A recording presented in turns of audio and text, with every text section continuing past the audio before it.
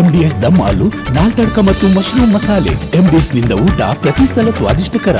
MDH ಯಾವಾಗ್ಲೂ ನಿಮ್ಗೆ ಹೊಸ ರುಚಿ ನೀಡಲು ಪ್ರತಿಬದ್ಧವಾಗಿದೆ. ಇರಾನ್ ಯುದ್ಧ ತಾರಕಕ್ಕೇರಿದೆ. ಅಮೆರಿಕ, ಇಸ್ರೇಲ್, ರಷ್ಯಾ ಮೇಲೆ ಬಾಂಬ್ಗಳ ಸುರಿಮಳೆಯನ್ನೇ ಸುರಿಸುತ್ತಿದೆ. ಇರಾನ್ ಮೇಲೆ ಅಲಿ ಖಮೇನಿ ಸತ್ತರೂ ಕೂಡ ಮಿತ್ರ ಪಡೆಗಳು ಸುಮ್ಮನೆ ಕೂರುತ್ತಿಲ್ಲ.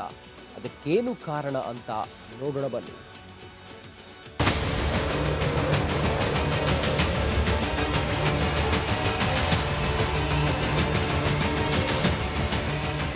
ಆಯತುಲ್ಲಾ ಖಮೇನಿ ಇರಾನ್ನ ಸರ್ವೋಚ್ಚ ನಾಯಕ. ಇತಿಹಾಸದ ದುಷ್ಟ ಶಕ್ತಿಯನ್ನು ಸಂಹಾರ ಮಾಡಿರುವುದಾಗಿ ಅಮೆರಿಕ ಘೋಷಣೆ ಮಾಡಿದೆ. ಪಕ್ಕಾ ಪ್ಲಾನ್ ಮಾಡಿ ಖಮೇನಿಯನ್ನ ಕೊಲೆಗೈದ ಅಮೆರಿಕ ರಾತ್ರಿ ದಾಳಿ ಮಾಡದೆ ಬೇಕಂತಲೇ ಬೆಳಗ್ಗಿನ ಹೊತ್ತು ದಾಳಿ ಮಾಡಿದೆ. 30 ಬಾಂಬ್ಗಳ ಸುರಿಮಳೆಗೈದು ಖಮೇನಿಯ ಕತೆ ಮುಗಿಸಿದೆ. ಅಷ್ಟಾದ್ರೆ ಸಾಕು, ಇರಾನ್ ಶರಣಾಗುತ್ತೆ ಅಂತ ಅಮೆರಿಕ, ಇಸ್ರೇಲ್ ಭಾವಿಸಿದ್ವು. ಆದರೆ ಕತೆ ಬೇರೆನೇ ಆಗ್ತಾ ಇದೆ.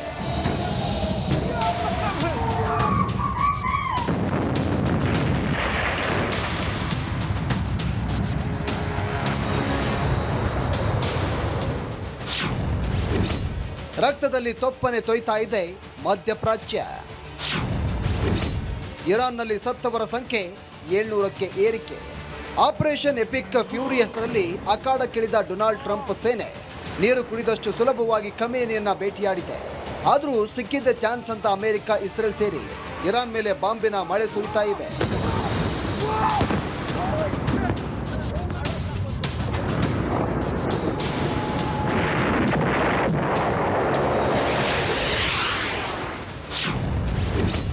ಭೀಕರ ಯುದ್ಧದಲ್ಲಿ 700ಕ್ಕೂ ಹೆಚ್ಚು ಸಾವು. ಕಳೆದ ಶನಿವಾರ ಯುದ್ಧ ಪ್ರಾರಂಭವಾದಾಗಿನಿಂದ ಇರಾನ್ನಲ್ಲಿ 700ಕ್ಕೂ ಹೆಚ್ಚು ಜನರು ಸಾವನ್ನಪ್ಪಿದ್ದಾರೆ. ಇರಾನ್ನಲ್ಲಿ 176 ಮಕ್ಕಳು ಸೇರಿದಂತೆ ಕನಿಷ್ಠ 742 ನಾಗರಿಕರು ಸಾವನ್ನಪ್ಪಿದ್ದಾರೆ. 900ಕ್ಕೂ ಹೆಚ್ಚು ನಾಗರಿಕರು ಗಾಯಗೊಂಡಿದ್ದಾರೆ. ಕಳೆದ 24 ಗಂಟೆಗಳಲ್ಲಿ ಕನಿಷ್ಠ 100ಕ್ಕೂ ಅಧಿಕ ಜನರು ಸಾವನ್ನಪ್ಪಿದ್ದಾರೆ.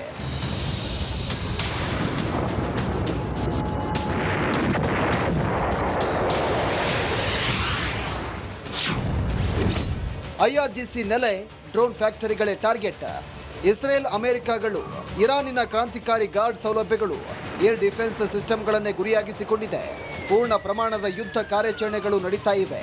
ಎಲ್ಲ ಉದ್ದೇಶಗಳು ಈಡೇರುವವರೆಗೂ ಮುಂದುವರಿಯುತ್ತದೆ ಅಂತ ಅಮೆರಿಕ ಹೇಳಿದೆ. ಶತಾಯ ಗತಾಯ ಇರಾನ್ನಲ್ಲಿ ರೆಜಿಮ್ ಚೇಂಜ್ ಮಾಡಲೇಬೇಕು ಅಂತ ಟ್ರಂಪ್, ನೇತನ್ಯಾಹು ಪಣ ತೊಟ್ಟಂತೆ ಕಾಣ್ತಾ ಇದೆ. News desk, Republic Kannada. Iran ಈಗ ಇಡೀ ವಿಶ್ವವನ್ನೇ ಎದುರು ಹಾಕಿಕೊಂಡಿದೆ. ಇರಾನ್ ವರ್ಸಸ್ ಜಗತ್ತು ಅನ್ನೋ ರೀತಿಯಲ್ಲಾಗಿದೆ. ಯಾಕಂತ ಹೇಳಿದ್ರೆ ದಿನೇ ದಿನೇ ದುಶ್ಮನ್ಗಳ ಸಂಖ್ಯೆ ಹೆಚ್ಚಿಸ್ಕೊಳ್ತಾನೆ ಇದೆ. ಇರಾನ್ ಇರೋ ಬರೋ ದೇಶಗಳ ಮೇಲೆ ಇರಾನ್ ಡೆಡ್ಲಿ ದಾಳಿಯನ್ನು ಮಾಡ್ತಾ ಇದೆ. ಸರ್ಪ್ರೈಸ್, ಟರ್ಕಿ ಮೇಲೂ ಕೂಡ ಇರಾನ್ ಸೇನೆ ಅಟ್ಯಾಕ್ ಮಾಡಿದೆ. ಇರಾನ್ಗೆ ಸಹಾಯ ಮಾಡಲು ಮುಂದಾದ ಚೀನಾ ಮತ್ತೆ ರಷ್ಯಾ. ಈಗ ಅಂಥದ್ದೊಂದು ಚರ್ಚೆ ಇದೆ. ಇಡೀ ಜಗತ್ತೇ ಇರಾನಿನ ವಿರುದ್ಧ ತಿರುಗಿ ಬಿದ್ದಿರುವಾಗ ರಷ್ಯಾ ಮತ್ತು ಚೀನಾ ಇರಾನ್ಗೆ ಸಹಾಯವನ್ನು ಮಾಡೋದಕ್ಕೆ ಮುಂದಾಗಿದ್ದಾವೆ ಅನ್ನುವಂಥ ಮಾತುಗಳು ಕೇಳಿಬರ್ತಾ ಇದೆ. ಟರ್ಕಿ ಮೇಲಿನ ದಾಳಿಯಿಂದ ನ್ಯಾಟೋ ಕೂಡ ಅಖಾಡಕ್ಕಿಳಿದಿದೆ ಇರಾನ್ನ ವಿರುದ್ಧ. ಅಮೆರಿಕಕ್ಕೆ ಸಾಥ್ ನೀಡುವ ಭರವಸೆಯನ್ನು ನ್ಯಾಟೋ ಕೊಟ್ಟಿದೆ. ಯುದ್ಧ ರಂಗಕ್ಕೆ ಫ್ರಾನ್ಸ್ ಧುಮುಕಿದೆ. ಜರ್ಮನಿ ಮತ್ತು ಬ್ರಿಟನ್ ಕೂಡ ಅಮೆರಿಕದ ಹಿಂದೆ ಅಮೆರಿಕಕ್ಕೆ ಬಲವಾಗಿ ಬಂದಿದ್ದಾವೆ. ಜರ್ಮನಿ ಈಗಲೂ ಹಿಂದೆ ಮುಂದೆ ನೋಡ್ತಾ ಇದೆ. ಗ್ರೀಸ್ ಕೂಡ ಇರಾನ್ ಮೇಲೆ ದಾಳಿಗೆ ಸಿದ್ಧ ಅಂತೇಳಿ ಹೇಳ್ತಾ ಇದೆ. ಅಂದರೆ ಇರಾನ್ ವಿರುದ್ಧ ಜಗತ್ತಿನ 15 ದೇಶಗಳು ಈಗ ಯುದ್ಧವನ್ನು ಸಾರಿದ್ದಾವೆ. ಇದೇ ಕಾರಣಕ್ಕೆ ಈ ಯುದ್ಧವನ್ನು ವಿಶ್ವ ಯುದ್ಧ 3, ಮಹಾಯುದ್ಧ 3 ಅಂತೇಳಿ ಹೇಳ್ತಾ ಇದ್ದಾರೆ. ಆ ಮೂಲಕ ಮತ್ತೊಂದು ಸ್ವರೂಪವನ್ನು ಪಡೆದುಕೊಂಡಾಗಿದೆ. ಈಗ 15 ದೇಶಗಳ ಸೇನಾ ನೆಲೆಗಳ ಮೇಲೆ ಇರಾನ್ ದಾಳಿಯನ್ನು ಮಾಡಿದೆ. ಹಾಗಾಗಿ ಆ 15 ದೇಶಗಳು ಈಗ ಇರಾನ್ ಮೇಲೆ ನಿಗಿ ಕೆಂಡವಾಗಿದ್ದಾವೆ. ಇದೀಗ ಯುದ್ಧ ಇರಾನ್ ವರ್ಸಸ್ ಇಡೀ ವಿಶ್ವ ಅನ್ನೋ ರೀತಿಯಲ್ಲಿ ವಾತಾವರಣ ಕಂಡು ಬರ್ತಾ ಇದೆ. ಜಾಗತಿಕವಾಗಿ ಆತಂಕದ ವಿಷಯ ಏನಂದರೆ ಇರಾನ್ ಪರ ರಷ್ಯಾ ಮತ್ತು ಚೀನಾ ನಿಂತಿರೋದು. ಬಹುಶಃ ಇರಾನ್ಗೆ ಅತಿ ದೊಡ್ಡ ಬಲವಾಗುತ್ತೆ ಇವರೇನಾದರೂ ಇರಾನ್ನ ಜೊತೆಗೆ ನಿಂತರು ಅಂತೇಳಿ. ಆದರೆ ಅದರಿಂದ ಆಗುವಂಥ ಪರಿಣಾಮಗಳೇನು? ಇಡೀ ಜಗತ್ತೇ ನಾಶ ಆಗ್ಬೋದು. ರಷ್ಯಾ ಬಲಿಷ್ಠ ರಾಷ್ಟ್ರ, ಚೀನಾ ಕೂಡ ಬಲಿಷ್ಠ ರಾಷ್ಟ್ರ. ಈ ಕಡೆ ರಷ್ಯಾ, ಚೀನಾ, ಇರಾನ್, ಆ ಕಡೆ US, UK, ಫ್ರಾನ್ಸ್. ಒಂದಲ್ಲ ಎರಡಲ್ಲ ಅಣ್ವಸ್ತ್ರ ಹೊಂದಿರುವ 7 ದೇಶಗಳು ಅಖಾಡಕ್ಕಿಳಿದಿದ್ದಾವೆ. ಏನಾದರೂ ಅಂಥ ಪರಿಸ್ಥಿತಿ ತಮ್ಮ ಅಸ್ತಿತ್ವಕ್ಕೆ ಧಕ್ಕೆ ಆಗುತ್ತೆ ಅಥವಾ ನಾವು ಜಗತ್ತಿನ ಭೂಪಟದಿಂದ ನಾವು ಮಾಸಿ ಹೋಗ್ತೀವಿ ಅನ್ನುವಂಥ ಸಂದರ್ಭ ಬಂತು ಅಂತ ಹೇಳಿದರೆ ಕೊನೆಗುಳಿದಿರೋದೇ ಅಣ್ವಸ್ತ್ರ. ನಾವು ನೋಡಿದ್ದೀವಿ 2ನೇ ಮಹಾಯುದ್ಧದಲ್ಲಿ ಅಣ್ವಸ್ತ್ರವನ್ನು ದಾಳಿ ಮಾಡಿ ಹೇಗೆಲ್ಲ ಇವತ್ತೂ ಕೂಡ ಅನುಭವಿಸುತ್ತಿದ್ದಾರೆ ಅನ್ನೋದನ್ನು, ಜಗತ್ತು ಹೇಗೆ ಅದರಿಂದ ಬಾಧಿತವಾಗಿದೆ ಅನ್ನೋದನ್ನು. ಒಂದು ವೇಳೆ ಹಾಗೇನಾದರೂ ಆಯಿತು ಅಂತೇಳಿ ಹೇಳಿದರೆ ರಷ್ಯಾ, ಚೀನಾ, ಫ್ರಾನ್ಸ್, ಟರ್ಕಿ ಇವುಗಳೆಲ್ಲವೂ ಕೂಡ ಏನಾದರೂ ಅಣ್ವಸ್ತ್ರವನ್ನು ಪ್ರಯೋಗ ಮಾಡಿದ್ವಿ ಅಂತ ಹೇಳಿದರೆ ಜಗತ್ತು ಸರ್ವನಾಶ ಆಗುತ್ತೆ. ಕೇವಲ ಆಗ ಅದು ಇಸ್ರೇಲ್ ಹಾಗೆ ಅಮೇರಿಕ ಮತ್ತು ಇರಾನ್ಗೆ ಸೀಮಿತವಾಗೋದಿಲ್ಲ, ಇಡೀ ಜಗತ್ತೇ ಸರ್ವನಾಶ ಆಗುತ್ತೆ. ಆ ನಂತರ ನೀವು ಎಲ್ಲರೂ ಕೂಡ ಈ ವಿಶ್ವ ಯುದ್ಧದಿಂದ ಆದಂಥ ಪರಿಣಾಮವನ್ನು ಎದುರಿಸಬೇಕಾಗತ್ತೆ. ಇನ್ನೂ ಗಮನಿಸ್ತಾ ಹೋದರೆ ಇರಾನ್ ದಾಳಿಯನ್ನು ನಿಲ್ಲಿಸದಿದ್ದರೆ ಪರಮಾಣು ಬಾಂಬ್ ಬೀಳುತ್ತಾ. ಒಂದು ವೇಳೆ ಇರಾನ್ನ ಮೇಲೂ ಕೂಡ ಏನಾದರೂ ದಾಳಿ ಮಾಡಿದರೂ ಕೂಡ ಇರಾನ್ ಸರ್ವನಾಶ ಆಗುತ್ತೆ. ಇರಾನ್ ಮೇಲೆ ಬ್ರಿಟನ್ ಮತ್ತು ಫ್ರಾನ್ಸ್ ದಾಳಿ ಮಾಡ್ತಾವ ಅನ್ನೋದು question mark. Britain, France entry ಆದರೆ ರಷ್ಯಾ, ಚೀನಾ ಕೈಗೆ ಬರುತ್ತೆ ಶಸ್ತ್ರಾಸ್ತ್ರಗಳು. ಹಾಗಾದಾಗ ಮತ್ತೊಂದು ಸ್ವರೂಪಕ್ಕೆ ತಲುಪುತ್ತೆ. ಹಾಗಾಯಿತು ಅಂಥೇಳಿ ಆದರೆ ಸಂಪೂರ್ಣ ವಿಶ್ವ ಯುದ್ಧ 3ಕ್ಕೆ ನಾವು ಸಾಕ್ಷಿ ಆಗ್ತೀವಿ. ಜಗತ್ತೇ ಸರ್ವನಾಶ ಆಗುತ್ತೆ. 2 ಮಹಾಯುದ್ಧಗಳನ್ನು ಎದುರಿಸಿರುವಂಥ ಈ ಜಗತ್ತು 3ನೇ ಮಹಾಯುದ್ಧವನ್ನು ಎದುರಿಸಿದರೆ ಖಂಡಿತ ಈ ಹೊತ್ತಿಗೆ ಮತ್ತೆ ಮರುಸೃಷ್ಟಿಯಾಗಲಿಕ್ಕೆ ಖಂಡಿತ ಸಾಧ್ಯವಿಲ್ಲ. ಮುಂದಿನ ಸುದ್ದಿ ನೋಡೋಣ. ಈ ಯುದ್ಧ ಮತ್ತಷ್ಟು ಉಲ್ಬಣಗೊಳ್ಳುವ ಸಾಧ್ಯತೆ ಇದೆ. ಇರಾನ್ ಹಾರ್ಮುಜ್ ಜಲಸಂಧಿಯನ್ನ ಮುಚ್ಚುವುದಾಗಿ ಘೋಷಿಸಿದೆ. ಪ್ರಮುಖ ಹಡಗು ತಾಣಗಳು, ಅದರಲ್ಲೂ ಕೂಡ ನೋಡಿ ಹಡಗು ಮಾರ್ಗಗಳಿದಾವಲ್ಲ, ಅಲ್ಲಿ ತೈಲವನ್ನು ಸಾಗಿಸಲು ಪ್ರಯತ್ನಿಸುವ ಯಾವುದೇ ಹಡಗನ್ನು ಕೂಡ ಸುಟ್ಟು ಹಾಕಲಾಗ್ತದೆ ಅಂಥೇಳಿ ಎಚ್ಚರಿಕೆಯನ್ನು ಕೊಟ್ಟಿದೆ. ಜೊತೆಗೆ ಸುನ್ನಿ ದೇಶಗಳ ಮೇಲೆ ಡೆಡ್ಲಿ ಅಟ್ಯಾಕ್ ಮಾಡಿದೆ ಶಿಯಾ ರಾಷ್ಟ್ರ ಇರಾನ್.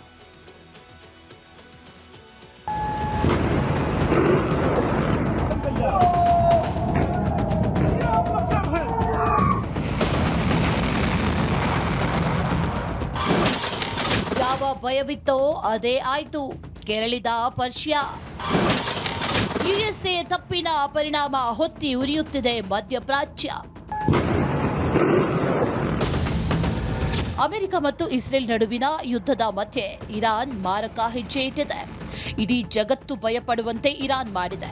ಹೌದು, ಇರಾನ್ ಹಾರ್ಮುಜ್ ಜಲಸಂಧಿಯನ್ನ ಮುಚ್ಚೋದಾಗಿ ಘೋಷಿಸಿದೆ. ಅಲ್ಲದೆ ಮಧ್ಯಪ್ರಾಚ್ಯದ ಸುನ್ನಿ ದೇಶಗಳ ಮೇಲೆ ಭೀಕರ ದಾಳಿ ಮಾಡ್ತಿದೆ.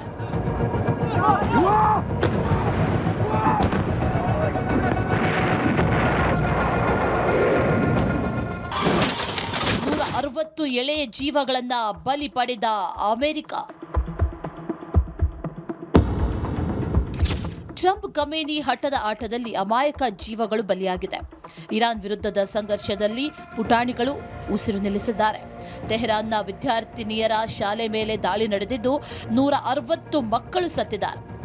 ಆ ಮಕ್ಕಳ ಸಾಮೂಹಿಕ ಅಂತ್ಯ ಸಂಸ್ಕಾರ ನಡೆದಿದೆ. ಆ ದೃಶ್ಯ ಸಮಸ್ತ ಮನುಕುಲವನ್ನೇ ಕಲಕುವಂತಿದೆ.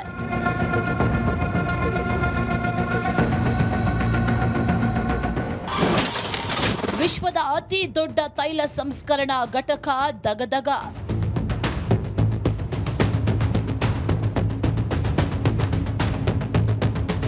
ಇಸ್ಲಾಮಿಕ್ ಜಗತ್ತಿನ ಖಲೀಫಾ ಆಗಿ ಮೆರಿತಾ ಇರೋ ಸುನ್ನಿ ದೇಶ ಸೌದಿಯೇ ಸದ್ಯಕ್ಕೆ ಇರಾನ್ನ ಟಾರ್ಗೆಟ್. ವಿಶ್ವದ ಅತಿ ದೊಡ್ಡ ತೈಲ ಸಂಸ್ಕರಣಾ ಘಟಕದ ಮೇಲೆ ಇರಾನ್ 100 ಆತ್ಮಾಹುತಿ ಡ್ರೋನ್ ಬಳಸಿ ದಾಳಿ ಮಾಡಿದೆ. ಈ ಡೆಡ್ಲಿ ಅಟ್ಯಾಕ್ನಿಂದ ಆರಾಮ್ಕೋ ತೈಲ ಸಂಸ್ಕರಣಾಗಾರ ಹೊತ್ತಿ ಉರಿತಾ ಇದೆ.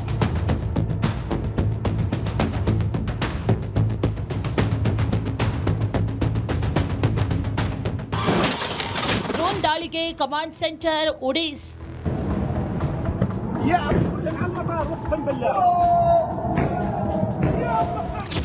ಬಹ್ರೇನ್ ಮೇಲೆ ಇರಾನ್ ಕ್ಷಿಪಣಿಗಳ ಮೂಲಕ ಭೀಕರ ದಾಳಿ ಮಾಡಿದೆ. ಆದ್ದರಿಂದ ಬಹ್ರೇನ್ನ ಅಮೆರಿಕ ಸೇನಾ ನೆಲೆಗಳು ಛಿದ್ರವಾಗಿದೆ. ಆತ್ಮಾಹುತಿ ಡ್ರೋನ್ ದಾಳಿಗೆ ಕಮಾಂಡ್ ಸೆಂಟರ್ ಕೂಡ ನಾಶವಾಗಿದೆ.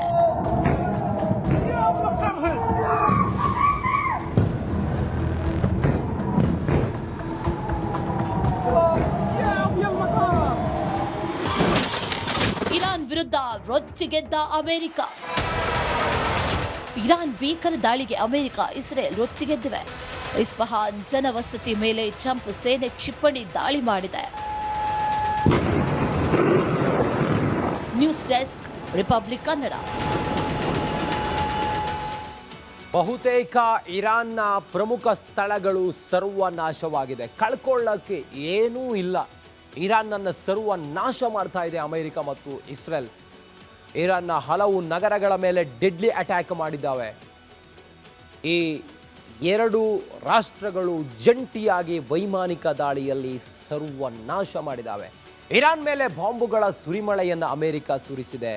ದೋಸ್ತಿ ದಾಳಿಯಲ್ಲಿ ಈ ಜಂಟಿ ಅಮೆರಿಕ ಮತ್ತು ಇಸ್ರೇಲ್ ಎರಡೂ ದೇಶಗಳ ಜಂಟಿ ಕಾರ್ಯಾಚರಣೆಯಲ್ಲಿ ವೈಮಾನಿಕ ಕಾರ್ಯಾಚರಣೆಯಲ್ಲಿ ಅಲಿ ಖಮೇನಿ ಪತ್ನಿ ಹತರಾಗಿದ್ದಾರೆ. ಖಮೇನಿ ಬಳಿಕ ಬಂದ ಉತ್ತರಾಧಿಕಾರಿ ಹತ್ಯೆಗೂ ಕೂಡ ಪ್ರಯತ್ನವನ್ನು ಮಾಡ್ತಾ ಇದ್ದಾರೆ. ಯಾವುದಕ್ಕೂ ತಲೆಕೆಡಿಸಿಕೊಳ್ಳದ ಅಯತುಲ್ಲಾ ಅಲಿ ರೇಜಾ ಈಗಿನ ಉತ್ತರಾಧಿಕಾರಿ US ಮಿತ್ರರನ್ನು ಹೈರಾಣಾಗಿಸ್ತಾ ಇದೆ. ಇರಾನ್ನ ಬ್ಯಾಲಿಸ್ಟಿಕ್ ಮಿಸೈಲ್ಗಳು ತಮ್ಮ ಜೊತೆ ಶತ್ರುಗಳನ್ನು ನಾಶ ಮಾಡ್ತಾ ಇದೆ ಇರಾನ್. ತಾನು ಸಾಯ್ತೀನಂತ ಗೊತ್ತಿದೆ ಇರಾನ್ಗೆ. ತನ್ನ ಜೊತೆಗೆ ಶತ್ರುಗಳನ್ನು ಕೊಂದೇ ತೀರಬೇಕು ಅಂಥೇಳಿ ಹೊರಟಿದೆ ಇರಾನ್. ದಿನೇ ದಿನೇ ಕಡಿಮೆ ಆಗ್ತಾ ಇದೆ ಇರಾನ್ನ ಮಿಸೈಲ್ ಸ್ಟಾಕ್. ಹೆಚ್ಚು ಕಮ್ಮಿ ಅಂತ ಹೇಳಿದರೆ ತಜ್ಞರು ಹೇಳೋ ಪ್ರಕಾರ ಇನ್ನೊಂದು 3-4 ದಿನ ಈ ರೀತಿ ಕಂಟಿನ್ಯೂ ಆಗಿ ದಾಳಿಗಳಾಗಬಹುದು ಇರಾನ್ನಿಂದ. ಅದಾದ ನಂತರ ಮಂಡಿ ಊರಲೇಬೇಕು ಇರಾನ್ಗೆ ರಷ್ಯಾ ಚೀನಾ ಸಹಕಾರ ಕೊಟ್ಟಿಲ್ಲ ಅಂತ ಹೇಳಿದರೆ ಖಂಡಿತವಾಗ್ಲೂ ಕೂಡ ಮಂಡಿಯೂರುತ್ತೆ, ಶರಣಾಗುತ್ತೆ ಅಂತ ಹೇಳ್ತಾ ಇದ್ದಾರೆ. ಇಸ್ರೇಲ್ ಅಮೆರಿಕ ಸೇನಾ ಬೇಸ್ ಮೇಲೆ 500ಕ್ಕೂ ಹೆಚ್ಚು ಕಡೆಗಳಲ್ಲಿ ದಾಳಿಯನ್ನು ಮಾಡಿದೆ. ದಾಳಿಗಾಗಿ ಅನೇಕ ಬ್ಯಾಲಿಸ್ಟಿಕ್ ಮಿಸೈಲನ್ನು ಇರಾನ್ ಬಳಸಿದೆ. ಸದ್ಯ ಇರಾನ್ ಬಳಿ 1,500ದಿಂದ 2,000 ಮಿಸೈಲ್ಗಳಿದ್ದಾವೆ ಅನ್ನುವಂಥ ಲೆಕ್ಕಾಚಾರ ಇದೆ. ಆದರೂ ಯುದ್ಧ ರಂಗದಲ್ಲಿ ಹಿಂದೆ ಸರಿತಾ ಇಲ್ಲ ಇರಾನ್. ಅಸ್ತಿತ್ವ ಉಳಿಸಿಕೊಳ್ಳಲು ಹೋರಾಡ್ತಾ ಇದೆ ಇರಾನ್ ಸರ್ಕಾರ. ಇರಾನ್ ಅಣ್ವಸ್ತ್ರ ತಯಾರಿಸಿದ್ದೇ ಆದರೆ ಜಗತ್ತಿಗೆ ಆಪತ್ತಾಗೋದು ಗ್ಯಾರಂಟಿ. ಇರಾನ್ ಜೊತೆಗೆ HH, ಹಿಜ್ಬುಲ್ಲಾ, ಹಮಾಸ್, ಹೌತಿ 3 ಬಂಡೂಕೋರ ಭಯೋತ್ಪಾದಕ ಸಂಘಟನೆಗಳಿದ್ದಾವೆ. ಅವ್ರಿಗೆ ಕೈಗೇನಾದರೂ ಅಣ್ವಸ್ತ್ರ ಸಿಕ್ತು ಅಂತ ಹೇಳಿದ್ರೆ ಜಗತ್ತು ಸರ್ವನಾಶ ಆಗುತ್ತೆ. ಹೀಗಾಗಿ ಜಗತ್ತಿಗೆ ಆತಂಕ ಇರೋದು. ಅಮೆರಿಕ ಕೂಡ ಇದೇ ಕಾರಣಕ್ಕೋಸ್ಕರ ಇರಾನ್ನ ಮೇಲೆ ದಾಳಿಯನ್ನು ಮಾಡಿ ಅವರ ಅಣ್ವಸ್ತ್ರ ನೆಲೆಗಳನ್ನು ಧ್ವಂಸ ಮಾಡಿ ಆ ಮೂಲಕ ಹೌತಿ, ಹಮಾಸ್, ಹಿಜ್ಬುಲ್ಲವನ್ನು ಸರ್ವನಾಶ ಮಾಡೋದಕ್ಕೆ ಹೊರಟಿರೋದು. ಖಮೇನಿಯನ್ನು ಕೊಂದಿರೋದು ಇದಕ್ಕೆ ವಿರುದ್ಧ ಇದ್ದಾರೆ ಅನ್ನೋ ಕಾರಣಕ್ಕೋಸ್ಕರ. ಮುಂದಿನ ಸುದ್ದಿ, ಇರಾನ್ನಲ್ಲಿ ಸುಪ್ರೀಂ ಲೀಡರ್ ಖಮೇನಿ ತಮ್ಮದೇ ಆದ ಭದ್ರಕೋಟೆಯನ್ನು ಕಟ್ಟಿಕೊಂಡಿದ್ದರು. ಆದರೆ ಆ ಭದ್ರಕೋಟೆಯೊಳಗೆ ನಿಖರವಾಗಿ ಇಸ್ರೇಲ್ ಕ್ಷಿಪಣಿ ದಾಳಿ ನಡೆಸಿ ಹತ್ಯೆಗೈದಿದೆ. ಇದು ಸಾಧ್ಯವಾಗಿದ್ದು ಇಸ್ರೇಲ್ ಗುಪ್ತಚರ ಸಂಸ್ಥೆ ಮೊಸಾದ್ನಿಂದ. ಈ ಕುರಿತು ಒಂದು ವರದಿ ಇದೆ, ಬನ್ನಿ ನೋಡೋಣ.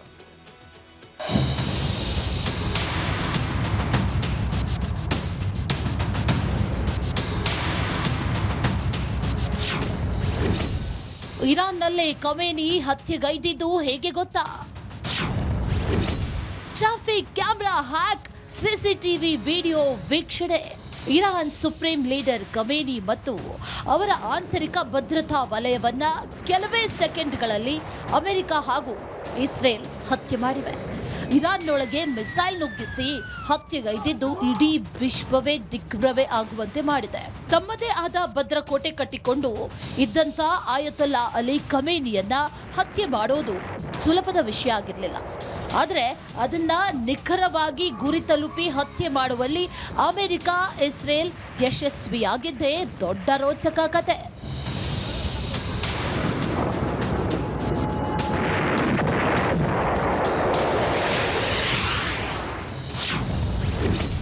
ಕೇವಲ 60 ಸೆಕೆಂಡ್ಗಳಲ್ಲೇ ಅಲಿ ಖಮೇನಿ ಖಲಾಸ್. ಖಮೇನಿ ಹತ್ಯೆಗಾಗಿ ಹಲವು ವರ್ಷಗಳಿಂದ ಇಸ್ರೇಲ್ನ ಗುಪ್ತಚರ ಸಂಸ್ಥೆ ಮೊಸಾದ್ ಸಿದ್ಧತೆ ನಡೆಸಿತ್ತು, ಪ್ಲಾನಿಂಗ್ ಮಾಡಿತ್ತು. ಇರಾನ್ನ ರಹಸ್ಯ ಕೋಟೆಯನ್ನ ಭೇದಿಸಲು ಇಸ್ರೇಲ್ ಯಶಸ್ವಿಯಾಗಿದೆ. ಕೇವಲ 60 ಸೆಕೆಂಡ್ ಕಾರ್ಯಾಚರಣೆಯಲ್ಲಿ ಆಯತುಲ್ಲಾ ಅಲಿ ಖಮೇನಿಯನ್ನ ಹತ್ಯೆ ಮಾಡಲಾಗಿದೆ ಅನ್ನೋದು ಆಶ್ಚರ್ಯ ಆದರೂ ಸತ್ಯ.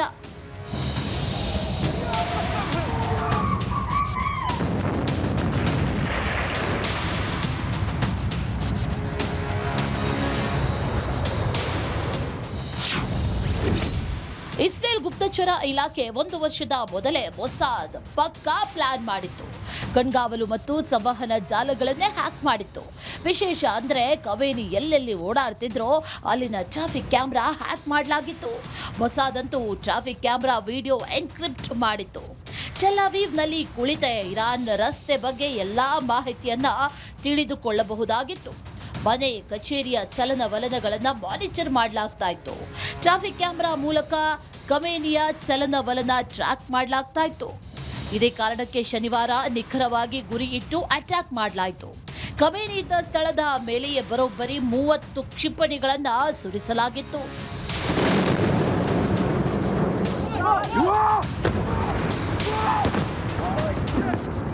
ಮೊಸಾದ್ ಇರಾನ್ನಲ್ಲಿ ತನ್ನ ಏಜೆಂಟರನ್ನ ನೇಮಿಸಿ ನಿತ್ಯ ಮಾಹಿತಿಯನ್ನ ಸಂಗ್ರಹಿಸಿದೆ. ವ್ಯಾಪಕವಾಗಿ ಇರಾನ್ ಮಿಲಿಟರಿ ಡಾಟಾ ವಿಶ್ಲೇಷಣೆ ನಡೆಸಿದೆ. ವರ್ಷಗಳಿಂದ ಇಂಟೆಲಿಜೆನ್ಸ್ ಮಾಹಿತಿಯನ್ನ ಸಂಗ್ರಹಿಸಿ ಖಮೇನಿ ಇದ್ದ ಸ್ಥಳದ ಮೇಲೆ ದಾಳಿ ನಡೆಸಿ ಹತ್ಯೆಗೈಯುವಲ್ಲಿ ಯಶಸ್ವಿಯಾಗಿದೆ. ಇದೇ ನೋಡಿ ಇಸ್ರೇಲ್ನ ತಾಕತ್ತು. News desk, Republic Kannada.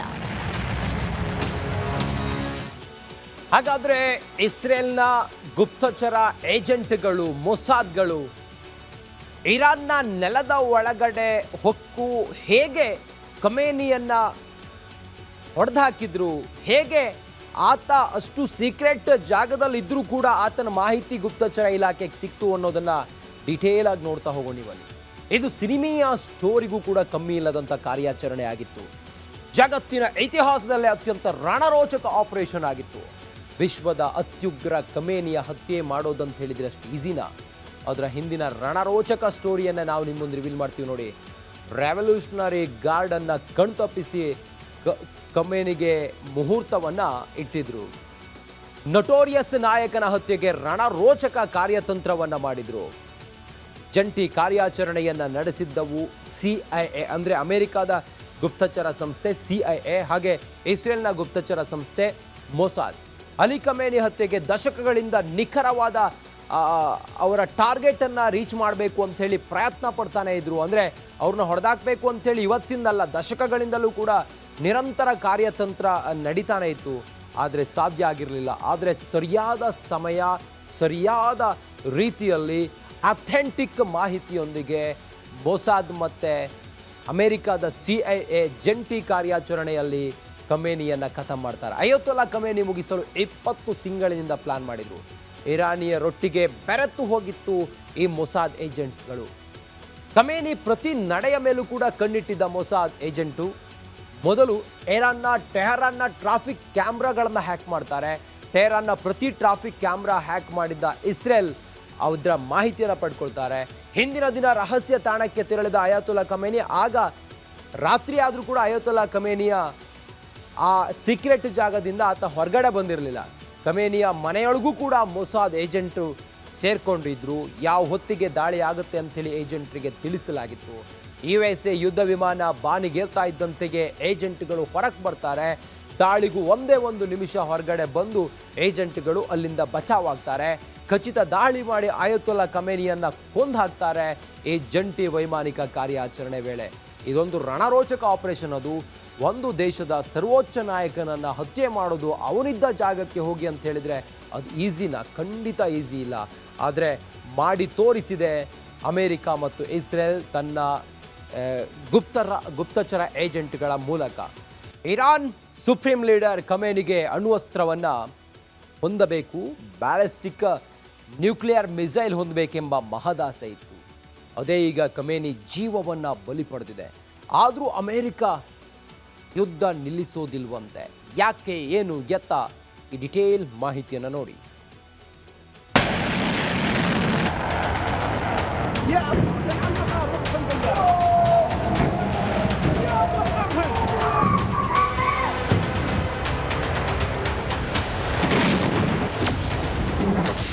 ಇನ್ನು 4 ವಾರ ನಡೆಯುತ್ತಂತೆ ಇರಾನ್ ಯುದ್ಧ.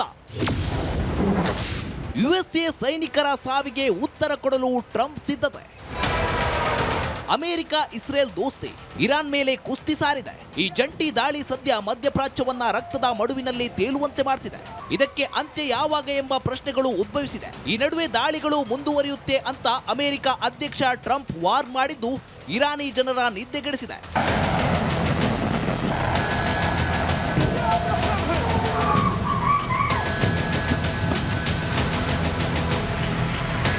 ಇಸ್ರೇಲ್ ಅಮೆರಿಕ ಜಂಟಿಯಾಗಿ ಇರಾನ್ ಮೇಲೆ ಮುಗಿಬಿದ್ದಿದೆ. ಮಧ್ಯಪ್ರಾಚ್ಯ ಭೂಮಿ ರಕ್ತದಿಂದ ಒದ್ದೆಯಾಗಿದೆ. ಯುದ್ಧವು ತೀವ್ರ ಸ್ವರೂಪ ಪಡೆದುಕೊಂಡಿದೆ. ಈ ಯುದ್ಧದ ವ್ಯಾಪ್ತಿಯು ವಿಸ್ತಾರಗೊಳ್ಳುತ್ತಿದೆ.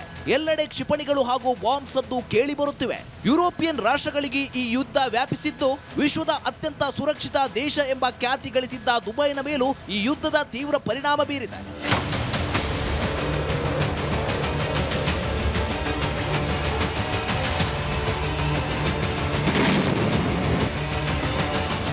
ಈ ತುರ್ತು ಪರಿಸ್ಥಿತಿಯ ಸಂದರ್ಭದಲ್ಲಿ ಅಮೆರಿಕ ಅಧ್ಯಕ್ಷ ಡೊನಾಲ್ಡ್ ಟ್ರಂಪ್ ಶಾಕಿಂಗ್ ಇನ್ಫಾರ್ಮೇಶನ್ ಹಂಚಿಕೊಂಡಿದ್ದಾರೆ. ಈ ಯುದ್ಧವು ಸದ್ಯಕ್ಕೆ ಮುಗಿಯುವುದಿಲ್ಲ ಎನ್ನುವ ಮುನ್ಸೂಚನೆ ಕೊಟ್ಟಿದ್ದಾರೆ. 4 ವಾರ ಕಾಲ ಈ ಯುದ್ಧ ನಡೆಯುತ್ತೆ ಎಂದಿದ್ದಾರೆ. Combat operations continue at this time in full force, and they will continue until all of our objectives are achieved. We have very strong objectives. ಒಂದೆಡೆ ಅಮೆರಿಕ 4 ವಾರಗಳ ಡೆಡ್ಲೈನ್ ನೀಡಿದೆ. ಇರಾನ್ ಸಹ ಅಮೆರಿಕದೊಂದಿಗೆ ಯಾವುದೇ ಮಾತುಕತೆಗೂ ಸಿದ್ಧವಿಲ್ಲ ಅಂತ ದ್ವಂದ್ವ ನಿಲುವು ಪ್ರದರ್ಶನ ಮಾಡ್ತಿದೆ. ಈ ವಾಗ್ದಾಳಿಗಳು ಯುದ್ಧದ ಅಂತ್ಯಕ್ಕೆ ಸೂತ್ರವೇ ಇಲ್ಲದ ಗಾಳಿಪಟದಂತಾಗಿದೆ. News desk, Republic Kannada. ನೋಡಿ, ಹಾರ್ಮೋಜ್ ಜಲ ಗಡಿ ಏನಾದರೂ ಜಲಮಾರ್ಗ ಏನಾದರೂ ಬಂದ್ ಆಯಿತು ಅಂಥೇಳಿ ಆದರೆ, ಹಾರ್ಮೋಜ್ ಬಂದ್ ಆಗಿದೆ. ಇದರಿಂದ ಆಗುವಂಥ ಸಮಸ್ಯೆಗಳೇನು, ಹಾರ್ಮೋಜ್ ಬಂದ್ ಅಮೆರಿಕ ಆಟ ಹೇಗೆ ಅನ್ನೋದನ್ನು ನೋಡೋಣ. ಹಾರ್ಮೋಜ್ ಜಲಸಂಧಿಯಲ್ಲಿ ಅಮೆರಿಕ ಹೊಸ ಆಟ ಶುರು ಮಾಡಿದೆ. ಸ್ಫೋಟಕ ಆರೋಪವನ್ನು ಚೀನಿ ನಾವಿಕರು ಮಾಡ್ತಾ ಇದ್ದಾರೆ. ಏಕಾಏಕಿ ಚೀನಿ ಹಡಗುಗಳ ನ್ಯಾವಿಗೇಷನ್ಗಳು ಫೇಲ್ ಆಗಿದ್ದಾವೆ. ಗುಪ್ತ ಅಸ್ತ್ರ ಆಕ್ಟಿವ್ ಆಗಿದ್ದಕ್ಕೆ ನ್ಯಾವಿಗೇಷನ್ ಕೆಲಸ ಮಾಡ್ತಿಲ್ಲ ಅಂತೇಳಿ ಹೇಳಿದ್ದಾರೆ. ನಿಂತ ಹಡಗು 33 ನಾಟಿಕಲ್ ಮೈಲು ಸ್ಪೀಡನ್ನು ತೋರಿಸ್ತಾ ಇದೆ ಅಂತ ಹೇಳ್ತಾ ಇದೆ ಚೀನಾ. ಹಾರ್ಮೋಜ್ ಜಲಸಂಧಿ ಬಳಿ ಸೀಕ್ರೆಟ್ ವೆಪನ್ಗಳು ಆಕ್ಟಿವ್ ಆಗಿದ್ದಾವಂತೆ. ಹಾರ್ಮೋಜ್ ಬಳಿ ಟೈಮ್ ಸಿಸ್ಟಮ್, GPS ಹಾಳಾಗ್ತಾ ಇದೆಯಂತೆ. ನ್ಯಾವಿಗೇಷನ್ ಸಿಸ್ಟಮ್ ಬೇರೆಯವರ ಹಿಡಿತಕ್ಕೆ ಹೋಗ್ತಾ ಇದೆ ಅಂಥೇಳಿ ಚೀನಾದ ಅಲ್ಲಿ ಹಡಗುಗಳಲ್ಲಿದ್ದಂಥ ನಾವಿಕರು ಹೇಳ್ತಾ ಇದ್ದಾರೆ. ಇದೆಲ್ಲ ನೋಡಿದರೆ ಅಮೆರಿಕಾದ ಮೇಲೆ ಡೌಟ್ ಬರ್ತಾ ಇದೆ. ಆ ಮೂಲಕ ಏನಾದರೂ ಸ್ಟ್ರಾಟರ್ಜಿಯನ್ನು, ರಣತಂತ್ರವನ್ನು ಅಮೆರಿಕ ಮಾಡ್ತಾ ಇದೆಯಾ ಅಂತ. ಸೀಕ್ರೆಟ್ ವೆಪನ್ ಆ್ಯಕ್ಟಿವ್ ಮಾಡಿತಾ ಹಾಗಾದರೆ ಅಮೆರಿಕ ಸೇನೆ, ಅಮೆರಿಕವನ್ನು ನಾವು ಎಕ್ಸ್ಪೆಕ್ಟ್ ಮಾಡೋದಕ್ಕೂ ಸಾಧ್ಯ ಇಲ್ಲ. ಯಾವುದೇ ಸಮಯದಲ್ಲಿ ಏನು ಬೇಕಾದರೂ ಮಾಡ್ಬೋದು ವಿಶ್ವದ ದೊಡ್ಡಣ್ಣ. ಯಾವ ರೀತಿಯ ಸ್ಟ್ರಾಟರ್ಜಿಗಳನ್ನು ಕೂಡ ಮಾಡಿ, ಯಾವ ರೀತಿಯ ರಣತಂತ್ರಗಳೊಂದಿಗೂ ಕೂಡ ತನ್ನ ವಿರೋಧಿ ದೇಶವನ್ನು ಮಟ್ಟ ಹಾಕುವಂಥ ಸಾಮರ್ಥ್ಯ, ಶಕ್ತಿ ಅಮೆರಿಕಕ್ಕಿದೆ. ವೆನೆಜುವೆಲಾದಲ್ಲಿ ಬಳಸಿದ ಅಸ್ತ್ರ ಇರಾನ್ನಲ್ಲಿ ಬಳಸ್ತಾ ಇದ್ದಾರಾ? ಅಮೆರಿಕ ಬಳಿ ಡೈರೆಕ್ಟೆಡ್ ಎನರ್ಜಿ ವೆಪನ್ ಇದೆಯಂತೆ. ಈ ಶಸ್ತ್ರಾಸ್ತ್ರ ಎಲ್ಲ ಎಲೆಕ್ಟ್ರಾನಿಕ್ ವೆಪನ್ಗಳನ್ನು ಹಾಳು ಮಾಡುವ ಸಾಮರ್ಥ್ಯವನ್ನು ಹೊಂದಿದೆಯಂತೆ. ಎಂಥ ಸುಧಾರಿತ ಶಸ್ತ್ರಾಸ್ತ್ರಗಳನ್ನು ಹೊಂದಿದೆ ಅಂತ ಹೇಳಿದರೆ ನಾವ್ಯಾರು ಎಕ್ಸ್ಪೆಕ್ಟ್ ಮಾಡಲಿಕ್ಕೆ ಸಾಧ್ಯ ಇಲ್ಲ. ಅಮೆರಿಕ ಬಳಿ ವಿಶ್ವದ ಅತ್ಯಾಧುನಿಕ GPS ಸ್ಪೂಪಿಂಗ್ ಸಿಸ್ಟಮ್ ಇದೆ. ನಕಲಿ ಸಿಗ್ನಲ್ಗಳನ್ನು ಕಳಿಸಿ ಶತ್ರುಗಳನ್ನು ದಾರಿ ತಪ್ಪಿಸೋದು, ಡೈವರ್ಟ್ ಮಾಡೋದು ಅಮೆರಿಕಾದ ಹತ್ರ ಆ ಟೆಕ್ನಾಲಜಿ ಇದೆ. ಅಮೆರಿಕ ಸೇನೆ ಬಳಿ ಸ್ಟಕ್ಸ್ನೆಕ್ಸ್ ಎಂಬ ಕಂಪ್ಯೂಟರ್ ಇದೆ. ಇದು ಶತ್ರು ದೇಶಗಳ ಸಿಸ್ಟಮ್ನಲ್ಲಿ ನುಸುಳಿ ಆ ದೇಶಗಳ ಸೈಬರನ್ನು ಕಂಟ್ರೋಲ್ ಮಾಡುತ್ತೆ. ಚೀನಾವನ್ನು ದಾರಿ ತಪ್ಪಿಸಲು ಬಳಸುವ ಶಸ್ತ್ರಾಸ್ತ್ರಗಳು ಯಾವುದು ಹಾಗಾದರೆ? ಇದು ಈಗ ಭಾಳ ಕುತೂಹಲ. ಮತ್ತು ಚೀನಾ ಮೇಲೆ ಇದೊಂದು ರೀತಿಯಲ್ಲಿ ಕಂಟ್ರೋಲಿಂಗ್ ಶುರು ಮಾಡಿದೆಯಾ ಅನ್ನೋ ವಾತಾವರಣ ಕಂಡು ಬರ್ತಾ ಇದೆ. ಮುಂದಿನ ಸುದ್ದಿ ನೋಡೋಣ. ಇರಾನ್ನಲ್ಲಿ ರಕ್ತ ದೋಕುಳಿ ಆಗುತ್ತಿದೆ. ಶಿಯಾ ಮುಸ್ಲಿಮರೇ ತುಂಬಿರೋ ದೇಶ ಮಹಾ ವಿನಾಶದತ್ತ ಮುನ್ನುಗ್ತಾ ಇದೆ. ಆ ದೇಶವನ್ನು ಕಾಪಾಡೋದು ಯಾರು? ಮುಂದಿನ ಸರ್ವೋಚ್ಚ ನಾಯಕನ ಆಯ್ಕೆ ಪ್ರಕ್ರಿಯೆ ಕೊನೆಗೂ ಶುರುವಾಗಿದೆ.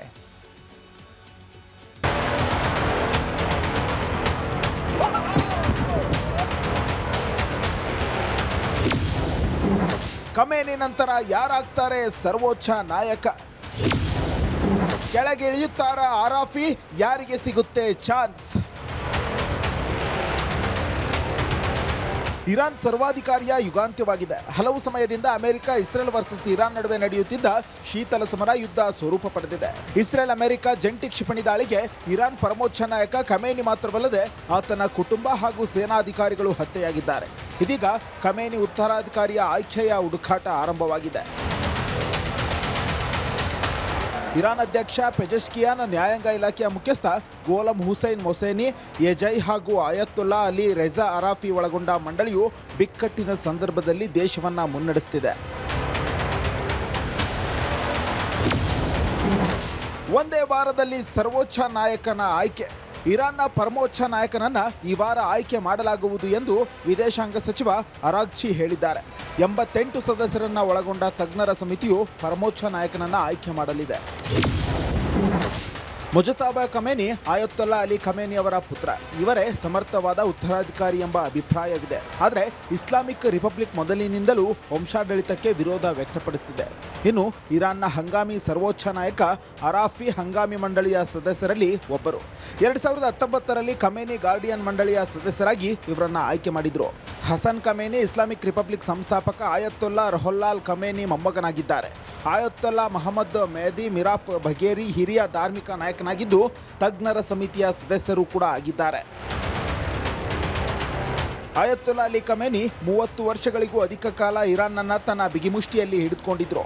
ಅಂತ ನಾಯಕನ ಯುಗಾಂತ್ಯವಾಗಿದೆ. ಆದ್ದರಿಂದ ಇರಾನ್ನಲ್ಲಿ ದೊಡ್ಡ ಡ್ರಾಮಾವೇ ನಡೀತಿದೆ. News desk, Republic Kannada. Ayatollah ಖಮೇನಿಯ ಹತ್ಯೆಯ ನಂತರ ಈಗ ಇರಾನ್ನಲ್ಲಿ ಸರ್ವೋಚ್ಚ ನಾಯಕನ ಆಯ್ಕೆ ಹೇಗಾಗುತ್ತೆ, ಸುಪ್ರೀಂ ಲೀಡರ್ ಆಯ್ಕೆ ಹೇಗಾಗುತ್ತೆ, ಒಂದೊಂದಾಗಿ ಡಿಟೇಲ್ನಾಗಿ ನಾವು ನಿಮ್ಮ ಮುಂದೆ ಹೇಳ್ತಾ ಹೋಗ್ತೀವಿ ನೋಡಿ. ಇರಾನ್ ಸುಪ್ರೀಂ ಲೀಡರ್ಗೆ ಮರ್ಜಾ ಎ ತಕ್ಲೀದ್ ಅಂಥೇಳಿ ಕರೀತಾರೆ. ಮರ್ಜಾ ಎ ತಕ್ಲೀದ್ ಅಂದರೆ ದೇವರ ಪ್ರತಿನಿಧಿ ಅನ್ನೋ ಅರ್ಥ ಬರುತ್ತೆ. ಮರ್ಜಾ ಎ ತಕ್ಲೀದ್ ಆಗಲು ಮೊದಲು ಮಸ್ತಹಿದ್ ಆಗಬೇಕಾಗತ್ತೆ. ಮಸ್ತಹಿದ್ ಅಂದರೆ ಇಸ್ಲಾಮನ್ನು ತಿಳಿದುಕೊಂಡವನು ಅಂಥೇಳಿ ಅರ್ಥ. 1989ರಲ್ಲಿ ಅಯಾತೊಲ್ಲಾ ರುಹುಲ್ಲಾ ಖಮೇನಿ ಮೃತಪಡ್ತಾರೆ. 1989ರ ಹೊತ್ತಿಗೆ ಅಲಿ ಖಮೇನಿ ಅಯಾತುಲ್ಲಾ ಆಗಿರಲಿಲ್ಲ. ಆ ಹೊತ್ತಿಗೆ ಹೊಜ್ಜತ್ ಅಲ್ ಇಸ್ಲಾಂ ಆಗಿದ್ದ ಅಲಿ ಖಮೇನಿ.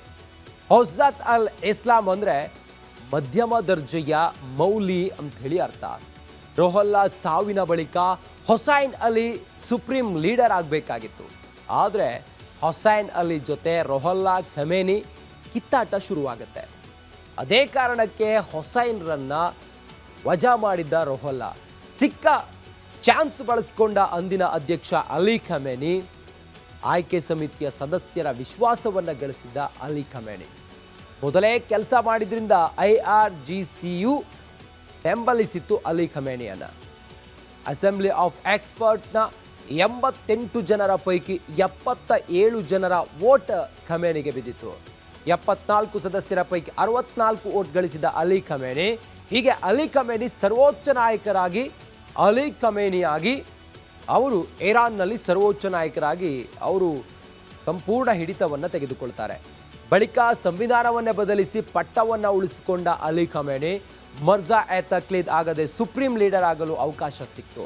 ಕಾಲಾನಂತರ ಅಲಿ ಖಮೇನಿ ಅಯಾತೊಲ್ಲಾ ಆದರೂ 88 ಸದಸ್ಯರ ಸಮಿತಿ ಯಾರನ್ನ ಬೆಂಬಲಿಸುತ್ತೋ ಅವರಿಗೆ ಪಟ್ಟ ಕಟ್ಟೋದು ಹಿಂದಿನಿಂದಲೂ ಕೂಡ ಇರಾನ್ನಲ್ಲಿ ನಡೆದುಕೊಂಡು ಬಂದಂಥ ಒಂದಿಷ್ಟು ಪ್ರೋಟೋಕಾಲ್ಗಳಾಗಿತ್ತು, ಸಂಪ್ರದಾಯ ಆಗಿತ್ತು, ಆಚರಣೆಗಳಾಗಿತ್ತು. ಆದರೆ ಅದನ್ನು ಬದಲಿಸಿದ್ದೇ ಖಮೇನಿ.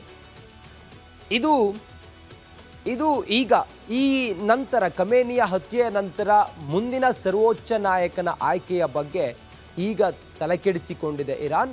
ಇದರ ನಡುವೆ ಇಂಥದ್ದೊಂದು ಯುದ್ಧದ ವಾತಾವರಣ ಎಲ್ಲ ವಿಶ್ವದ ಬಲಿಷ್ಠ ರಾಷ್ಟ್ರಗಳನ್ನು ಎದುರು ಹಾಕಿಕೊಂಡಂಥ ಇರಾನ್ ಈಗ ವಿಲವಿಲ ಒದ್ದಾಡ್ತಾ ಇದೆ. ಮುಂದಿನ ಸುದ್ದಿ ನೋಡೋಣ. ಯುದ್ಧದ ಕಾರ್ಮೋಡದ ನಡುವೆ ಅದೊಂದು ಕಂಪನ ಜಾಗತಿಕ ಭದ್ರತಾ ವ್ಯವಸ್ಥೆಯನ್ನ ನಿದ್ದೆಗೆಡುವಂತೆ ಮಾಡಿದೆ. ರಕ್ತಸಿಕ್ತವಾಗಿ ಸ್ಫೋಟಗಳಿಂದ ಕಂಗಾಲಾಗಿರುವ ಇರಾನ್ನಲ್ಲಿ ಇವತ್ತು ಬೆಳಿಗ್ಗೆ ಸಂಭವಿಸಿರೋ ಭೂಕಂಪ ಭಾರೀ ಚರ್ಚೆಗೆ ನೂಕಿದೆ. ಅಮೆರಿಕ ಇಸ್ರೇಲ್ ಬಾಂಬ್ ದಾಳಿ ನಡೆಸಿದವೋ, ಇರಾನ್ ಅಣುಬಾಂಬ್ ಪರೀಕ್ಷೆ ಮಾಡಿತೋ ಎಂಬೆಲ್ಲ ತರ್ಕಗಳು ಜಗತ್ತಿನಾದ್ಯಂತ ಈಗ ಚರ್ಚೆಯಲ್ಲಿ ಇವೆ. ಮೂರನೇ ಮಹಾಯುದ್ಧ ಏನಾದರೂ ನಡೆದು ಅಲ್ಲಿ ಪರಮಾಣು ಅಸ್ತ್ರಗಳ ಪ್ರಯೋಗ ಆಯಿತು ಅಂತೇಳಿ ಹೇಳಿದರೆ ಇಡೀ ವಿಶ್ವವೇ ಸರ್ವನಾಶ ಆಗುತ್ತೆ. ಪರಮಾಣು ಸಮರದ ಬಗ್ಗೆ ನೋಡೋಣ ನಾವೀಗ. ಅಣ್ವಸ್ತ್ರ ತಯಾರಿಸುವುದೇ ಖಮೇನಿಯ ಜೀವಿತದ ಕನಸಾಗಿತ್ತು. ಆದರೆ ಆಸೆ ಈಡೇರದೆ ಸಾವಿನ ಮನೆ ಸೇರಿದ ಅಲಿ ಖಮೇನಿ. 1980ರಿಂದಲೂ ಕೂಡ ಇರಾನ್ ಪರಮಾಣು ಕಾರ್ಯಕ್ರಮ ಜಾರಿಯಲ್ಲೇ ಇದೆ. ಆದರೆ ಇರಾನ್ನ ಪ್ರಯತ್ನಕ್ಕೆ ಅಡ್ಡಗಾಲು ಹಾಕ್ತಿದ್ದದ್ದು ಬೇರೆ ಯಾರೂ ಅಲ್ಲ, ಬಗ್ಲಲ್ಲೇ ಇರುವಂಥ ಇಸ್ರೇಲ್. ಮೊಸಾದ್ ಮೂಲಕ ಪರಮಾಣು ಯೋಜನೆ ನಿಷ್ಕ್ರಿಯಗೊಳಿಸ್ತಾ ಇದೆ ಇಸ್ರೇಲ್. 10 ಪರಮಾಣು ವಿಜ್ಞಾನಿಗಳನ್ನು ರಹಸ್ಯವಾಗಿ ಮೊಸಾದ್ ಕೊಂದು ಹಾಕ್ತಾರೆ. ಭೂಗತ ಪರಮಾಣು ಯೋಜನಾ ಕೇಂದ್ರಗಳನ್ನು ಬಿಡದೆ ಮೊಸಾದ್ ಆ ಮೂಲಕ ಅದನ್ನು ಡೆಸ್ಟ್ರಾಯ್ ಮಾಡುತ್ತೆ. ಇರಾನ್ ಬಳಿ ಸದ್ಯ ಯಾವುದೇ ಪರಮಾಣು ಶಸ್ತ್ರಾಸ್ತ್ರಗಳಿಲ್ಲ ಈಗ. ಆದರೂ ಪರಮಾಣು ಯೋಜನೆಯನ್ನು ಕೈಬಿಡಲು ಸಿದ್ಧವಿಲ್ಲ ಇರಾನ್. ಇರಾನ್ನ ನೆಲದಡಿ ರಹಸ್ಯವಾಗಿ ಸಾಗುತ್ತಿದೆ ಪರಮಾಣು ಯೋಜನೆಗಳು. ಇರಾನ್ ಕ್ಷಿಪಣಿ ತಯಾರಿಸಲು ಕಿಂಚಿತ್ತೂ ಹಿಂದೆ ಸರಿಯಲಿಲ್ಲ.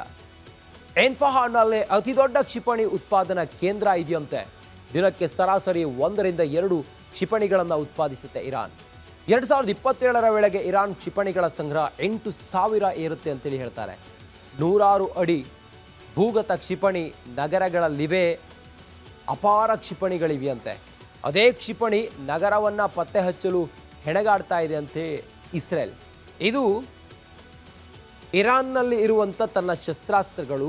ಯಾಕೆ ಭಯ ಹಾಗಾದರೆ ಅಣ್ವಸ್ತ್ರ ತಯಾರಿಸಿದರೆ ಇರಾನ್ ಅನ್ನೋದು ಪ್ರಶ್ನೆ ಬಂದರೆ, ಈ 3 HHH ಹಮಾಸ್, ಹೌತಿ, ಹಿಜ್ಬುಲ್ಲಾ ಇವುಗಳಿಗೇನಾದರೂ ಈ ಅಣ್ವಸ್ತ್ರ ವೆಪನ್ಗಳು ಸಿಕ್ತು ಅಂಥೇಳಿ ಹೇಳಿದ್ರೆ, ಅಥವಾ ಅಣ್ವಸ್ತ್ರಗಳು ಸಿಕ್ತು ಅಂಥೇಳಿ ಆದರೆ ವಿಶ್ವವನ್ನು ಸರ್ವನಾಶ ಮಾಡಿಬಿಡ್ತವೆ. ಈ ಕಾರಣದಿಂದ ಅಮೆರಿಕ ಮತ್ತು ಇಸ್ರೇಲ್ ಈ ಒಂದು ಆತಂಕದಿಂದ ಅವರು ಅಣ್ವಸ್ತ್ರವನ್ನು ತಯಾರಿಸಬಾರದು ಅನ್ನೋ ಕಾರಣಕ್ಕೋಸ್ಕರ ಇದೆಲ್ಲ ದಾಳಿ, ಇದೆಲ್ಲ ಯುದ್ಧ ಸಂಪೂರ್ಣವಾಗಿ ಇರಾನನ್ನು ಸರ್ವನಾಶ ಮಾಡಬೇಕು ಅನ್ನುವಂಥ ಮನಸ್ಥಿತಿ, ಖಮೇನಿಯನ್ನು ಕೊಂದು ಹಾಕಿದ್ದು ಎಲ್ಲವೂ ಕೂಡ ಇದೇ ಉದ್ದೇಶಕ್ಕೆ. ನೆಕ್ಸ್ಟ್ ಸ್ಟೋರಿ ನೋಡೋಣ. ಅವರೆಲ್ಲ ಪ್ರವಾಸ, ಕೆಲಸ ಅಂತ ಗಲ್ಫ್ ರಾಷ್ಟ್ರಗಳಿಗೆ ಹೋಗಿದ್ದವರು. ಅಲ್ಲದೆ MLC ಭೋಜೇಗೌಡ ಕೂಡ ದುಬೈನಲ್ಲಿ ಲಾಕ್ ಆಗಿದ್ರು. ಇದೀಗ ಸುರಕ್ಷಿತವಾಗಿ ತಾಯ್ನಾಡಿಗೆ ಮರಳಿದ್ದು ಅಲ್ಲಿನ ಯುದ್ಧದ ಭೀಕರತೆಯನ್ನು ಅವರು ಬಿಚ್ಚಿಟ್ಟಿದ್ದಾರೆ.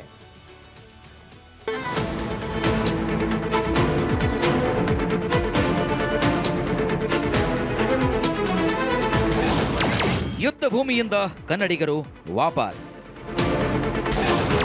ಭೀಕರತೆ ಬೆಚ್ಚಿಟ್ಟ MLC ಭೋಜೇಗೌಡ.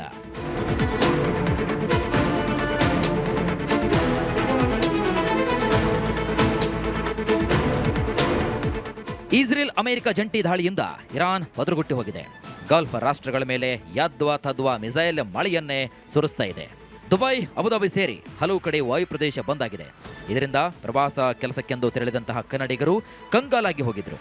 ಇದೀಗ ಯುದ್ಧ ಭೂಮಿಯಲ್ಲಿ ಸಿಲುಕಿದಂತಹ 213 ಕನ್ನಡಿಗರು ಸೋಮವಾರ ರಾತ್ರಿ ಸುರಕ್ಷಿತವಾಗಿ ಬೆಂಗಳೂರಿಗೆ ವಾಪಸ್ಸಾಗಿದ್ದಾರೆ.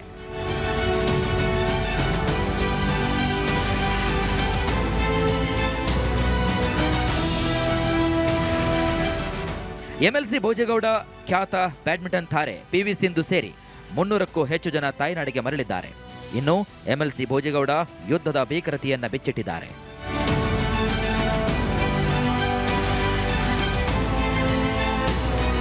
ಕೂಡ ನಾನು ಕೃಷ್ಣ ಬೈರೇಗೌಡರು ಮತ್ತು ನಮ್ಮ ಇವರಿಗೆ HK ಪಾಟೀಲ್ ಹತ್ರ ಮಾತಾಡುವಾಗ ಆ ಮಾತಾಡೋ ಸಮಯದಲ್ಲಿ 3 ಬಾಂಬ್ ಬಿತ್ತು. ಅಲ್ಲಿ ಬಿದ್ದಿದ್ದು ಭಾಳ ಸೌಂಡ್ ಇತ್ತು. ಅದು ಸೌಂಡ್ ಅಂದರೆ ಪವರ್ಫುಲ್ ಸೌಂಡ್. ಅದು ಏನಾಗಿದೆ ಗೊತ್ತಿಲ್ಲ ವಿಷಯ. ಏರ್ಪೋರ್ಟ್ ಹತ್ರನೂ ಹಾಕಿದ್ದಾರೆ. ಜುಮೇರಾ ಮೇಲೆ ಬಿದ್ದ ಇದಿದೆ ಅಲ್ಲ, ಯಾವುದು ಮಿಸೈಲ್ ಏನೋ, ನಾವು ಅದರದ್ದು ಫೋಟೋಗ್ರಾಫಿ ಸಹ ಮಾಡಿದ್ದೇವೆ. ನಮ್ಮ ಎದುರಿನಿಂದ ಹೋಗಿದೆ. ಪ್ಯಾನಿಕ್ ಇದೆ, ಸ್ವಲ್ಪ ಹೆದರಿಕೆ ಇದೆ ಜನರಲ್ಲಿ. ಇನ್ನು ದುಬೈಯಲ್ಲಿ ತಗಲಕೊಂಡಿದ್ದಂತಹ ಶಾಸಕ ನಾರಾ ಭರತ್ ರೆಡ್ಡಿ ದೆಹಲಿಗೆ ಸುರಕ್ಷಿತವಾಗಿ ಬಂದಿಳಿದಿದ್ದಾರೆ. ನಾಳೆ ಬಳ್ಳಾರಿಗೆ ಆಗಮಿಸಲಿದ್ದಾರೆ. ಸದ್ಯ ದುಬೈ, ಅಬುಧಾಬಿ, ಜೋರ್ಡಾನ್ ಸೇರಿದಂತೆ ಹಲವು ಗಲ್ಫ್ ರಾಷ್ಟ್ರಗಳಲ್ಲಿ ಸಿಲುಕಿಕೊಂಡಿರುವಂತಹ ಕನ್ನಡಿಗರನ್ನ ಕರೆತರುವ ಕೆಲಸವನ್ನ ಸರ್ಕಾರ ಮಾಡ್ತಾ ಇದೆ.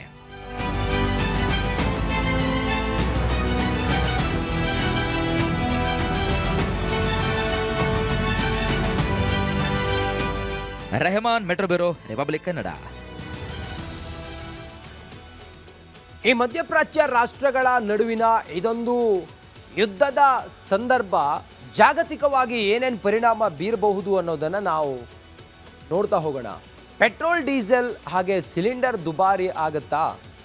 ನೇರವಾಗಿ ನಿಮ್ಮ ಅಡುಗೆ ಮನೆಗೆ ಮುಟ್ಟುತ್ತಾ ಗಲ್ಫ್ ವಾರ್ನ ಬಿಸಿ. ಭಾರತದಲ್ಲಿ LNG ಮತ್ತು ಅಡುಗೆ ಅನಿಲಗಳು ದುಬಾರಿಯಾಗಬಹುದು. LNG ಪೂರೈಕೆಯಲ್ಲಿ ಗಣನೀಯ ಪ್ರಮಾಣದಲ್ಲಿ ಕಡಿತ ಆಗಿದೆ. ಈಗ ಕತಾರ್ನಿಂದ ಬರಬೇಕಾಗಿದ್ದ LNGಯಲ್ಲಿ 30% ಕಟ್ಟಾಗಿದೆ. ಕತಾರ್ LNG ಘಟಕದ ಮೇಲೆ ದಾಳಿಯನ್ನು ಮಾಡಿದೆ ಇರಾನ್ ದಾಳಿಯಿಂದ ಕತಾರ್ ಎನರ್ಜಿ ಘಟಕಕ್ಕೆ ಹಾನಿಯಾಗಿದೆ. LNG ಮೇಲೂ ಕೂಡ, LPG ಮೇಲೂ ಕೂಡ ಪರಿಣಾಮ ಬೀರುತ್ತೆ. ನೋಡಿ, LPG ಮೇಲೂ ಪರಿಣಾಮ ಬೀರುತ್ತೆ. LNG ಆಮದು ಕಡಿತದ ಪರಿಣಾಮ. ಭಾರತದಲ್ಲಿರುವ ಪೆಟ್ರೋಲ್ ಎಷ್ಟು ದಿನಕ್ಕೆ ಸಾಕಾಗುತ್ತೆ ಅನ್ನುವ ಪ್ರಶ್ನೆ ಈಗ ಇದೆ. ಪೆಟ್ರೋಲ್ ಡೀಸೆಲ್ ವಿಚಾರದಲ್ಲಿ ಯಾವುದೇ ಚಿಂತೆ ಬೇಡ, ಭಾರತದಲ್ಲಿ 74 ದಿನಕ್ಕೆ ಸಾಕಾಗುವಷ್ಟು ತೈಲ ಸಂಗ್ರಹ ಇದೆ ಅನ್ನುವ ಮಾಹಿತಿ ಕೂಡ ಇದೆ. ನಮ್ಮ ಕರ್ನಾಟಕ, ಮಂಗಳೂರು, ಉಡುಪಿ, ವಿಶಾಖಪಟ್ಟಣಂನಲ್ಲಿ ದೊಡ್ಡ ದೊಡ್ಡ ಭೂಗತ ತೈಲಗಾರಗಳಿದ್ದಾವೆ. ಅಲ್ಲಿ ನಾವು ಸ್ಟೋರ್ ಮಾಡಿದ್ದೀವಿ.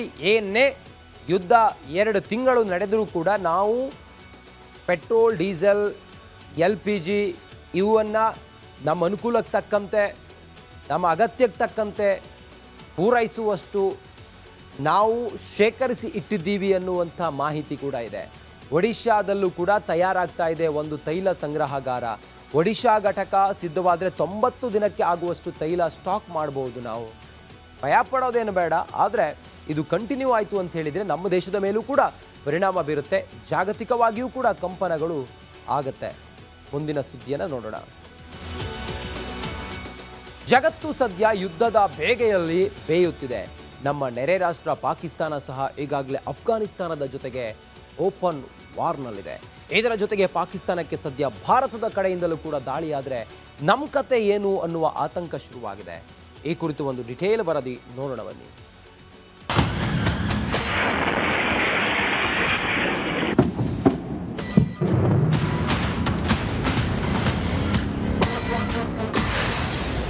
ಭಾರತ ಮತ್ತೊಂದು ಯುದ್ಧಕ್ಕೆ ಸಿದ್ಧವಾಗುತ್ತಿದೆ. ಪಾಕಿಸ್ತಾನ ಅಧ್ಯಕ್ಷ ಆಸಿಫ್ ಅಲಿ ಜರ್ದಾರಿ ಆರೋಪ.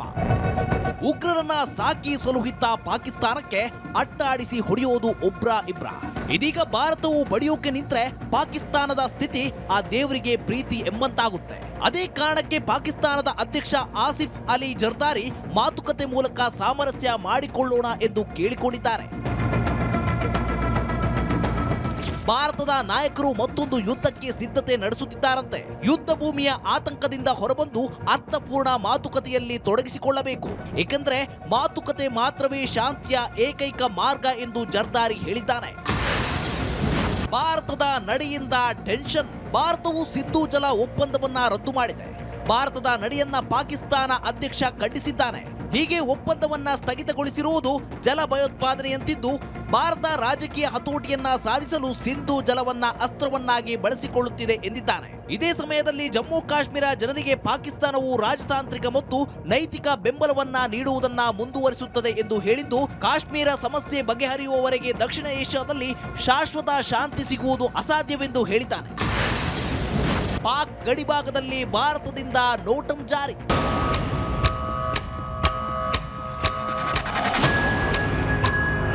ಕೊಲ್ಲಿ ದಗದಗಿಸುತ್ತಿರುವಾಗಲೇ ಭಾರತವು ಪಾಕ್ ಗಡಿಯಲ್ಲಿ ನೋಟಂ ಜಾರಿ ಮಾಡಿದೆ. ಆ ಮೂಲಕ ವಾಯು ಪ್ರದೇಶ ನಿರ್ಬಂಧಿಸಿದೆ. ಪಾಕಿಸ್ತಾನ ಗಡಿಯಲ್ಲಿ ವಾಯುಪಡೆ ಸಮರಾಭ್ಯಾಸ ನಡೆಸುತ್ತಿದ್ದು, ಬಂಕರ್ ಮುನೀರ್ ಸೇನೆಗೆ ಹೊಸ ಟೆನ್ಷನ್ ಶುರುವಾಗಿದೆ.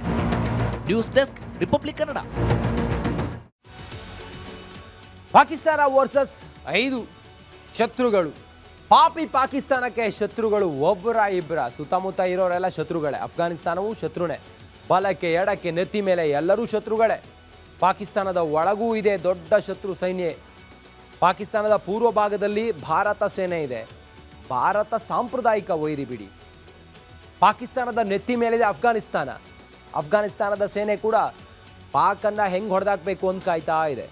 ಪಾಕಿಸ್ತಾನದ ಪಶ್ಚಿಮ ಭಾಗದಲ್ಲಿ ಇರಾನ್ ಸೇನೆ ಇದೆ. ಈಗ ಇರಾನ್ಗೂ ಪಾಕಿಸ್ತಾನಕ್ಕೂ ಬರಲ್ಲ. ಪಾಕ್ ಒಳಗಿದ್ದಾರೆ ಬಲೂಚ್ TTP ಯೋಧರು. ಬಲೂಚ್ ಸ್ವತಂತ್ರ ಬಲೂಚ್ಗಾಗಿ ಅವ್ರ ನಿರಂತರ ಹೋರಾಟ ನಡೀತಾನೆ ಇದೆ. ಸದ್ಯ ಪಾಕಿಸ್ತಾನವನ್ನು ಅಫ್ಘಾನ್ ಪಡೆ ಕಾಡ್ತಾ ಇದೆ. ಉತ್ತರಿಸಲಾಗದೆ ಒದ್ದಾಡ್ತಾ ಇದ್ದಾರೆ, ಓಡ್ತಿದ್ದಾರೆ ಪಾಕಿಸ್ತಾನಿ ಯೋಧರು. ಪಾಕಿಸ್ತಾನದ ಒಳಗಡೆ ಸೃಷ್ಟಿಯಾಗ್ತಾ ಇದೆ ಹೊಸ ದೇಶ. ಸ್ವಾತಂತ್ರ್ಯಕ್ಕಾಗಿ ಹೋರಾಡ್ತಾ ಇದ್ದಾರೆ ಬಲೂಚಿ ಸೈನಿಕರು.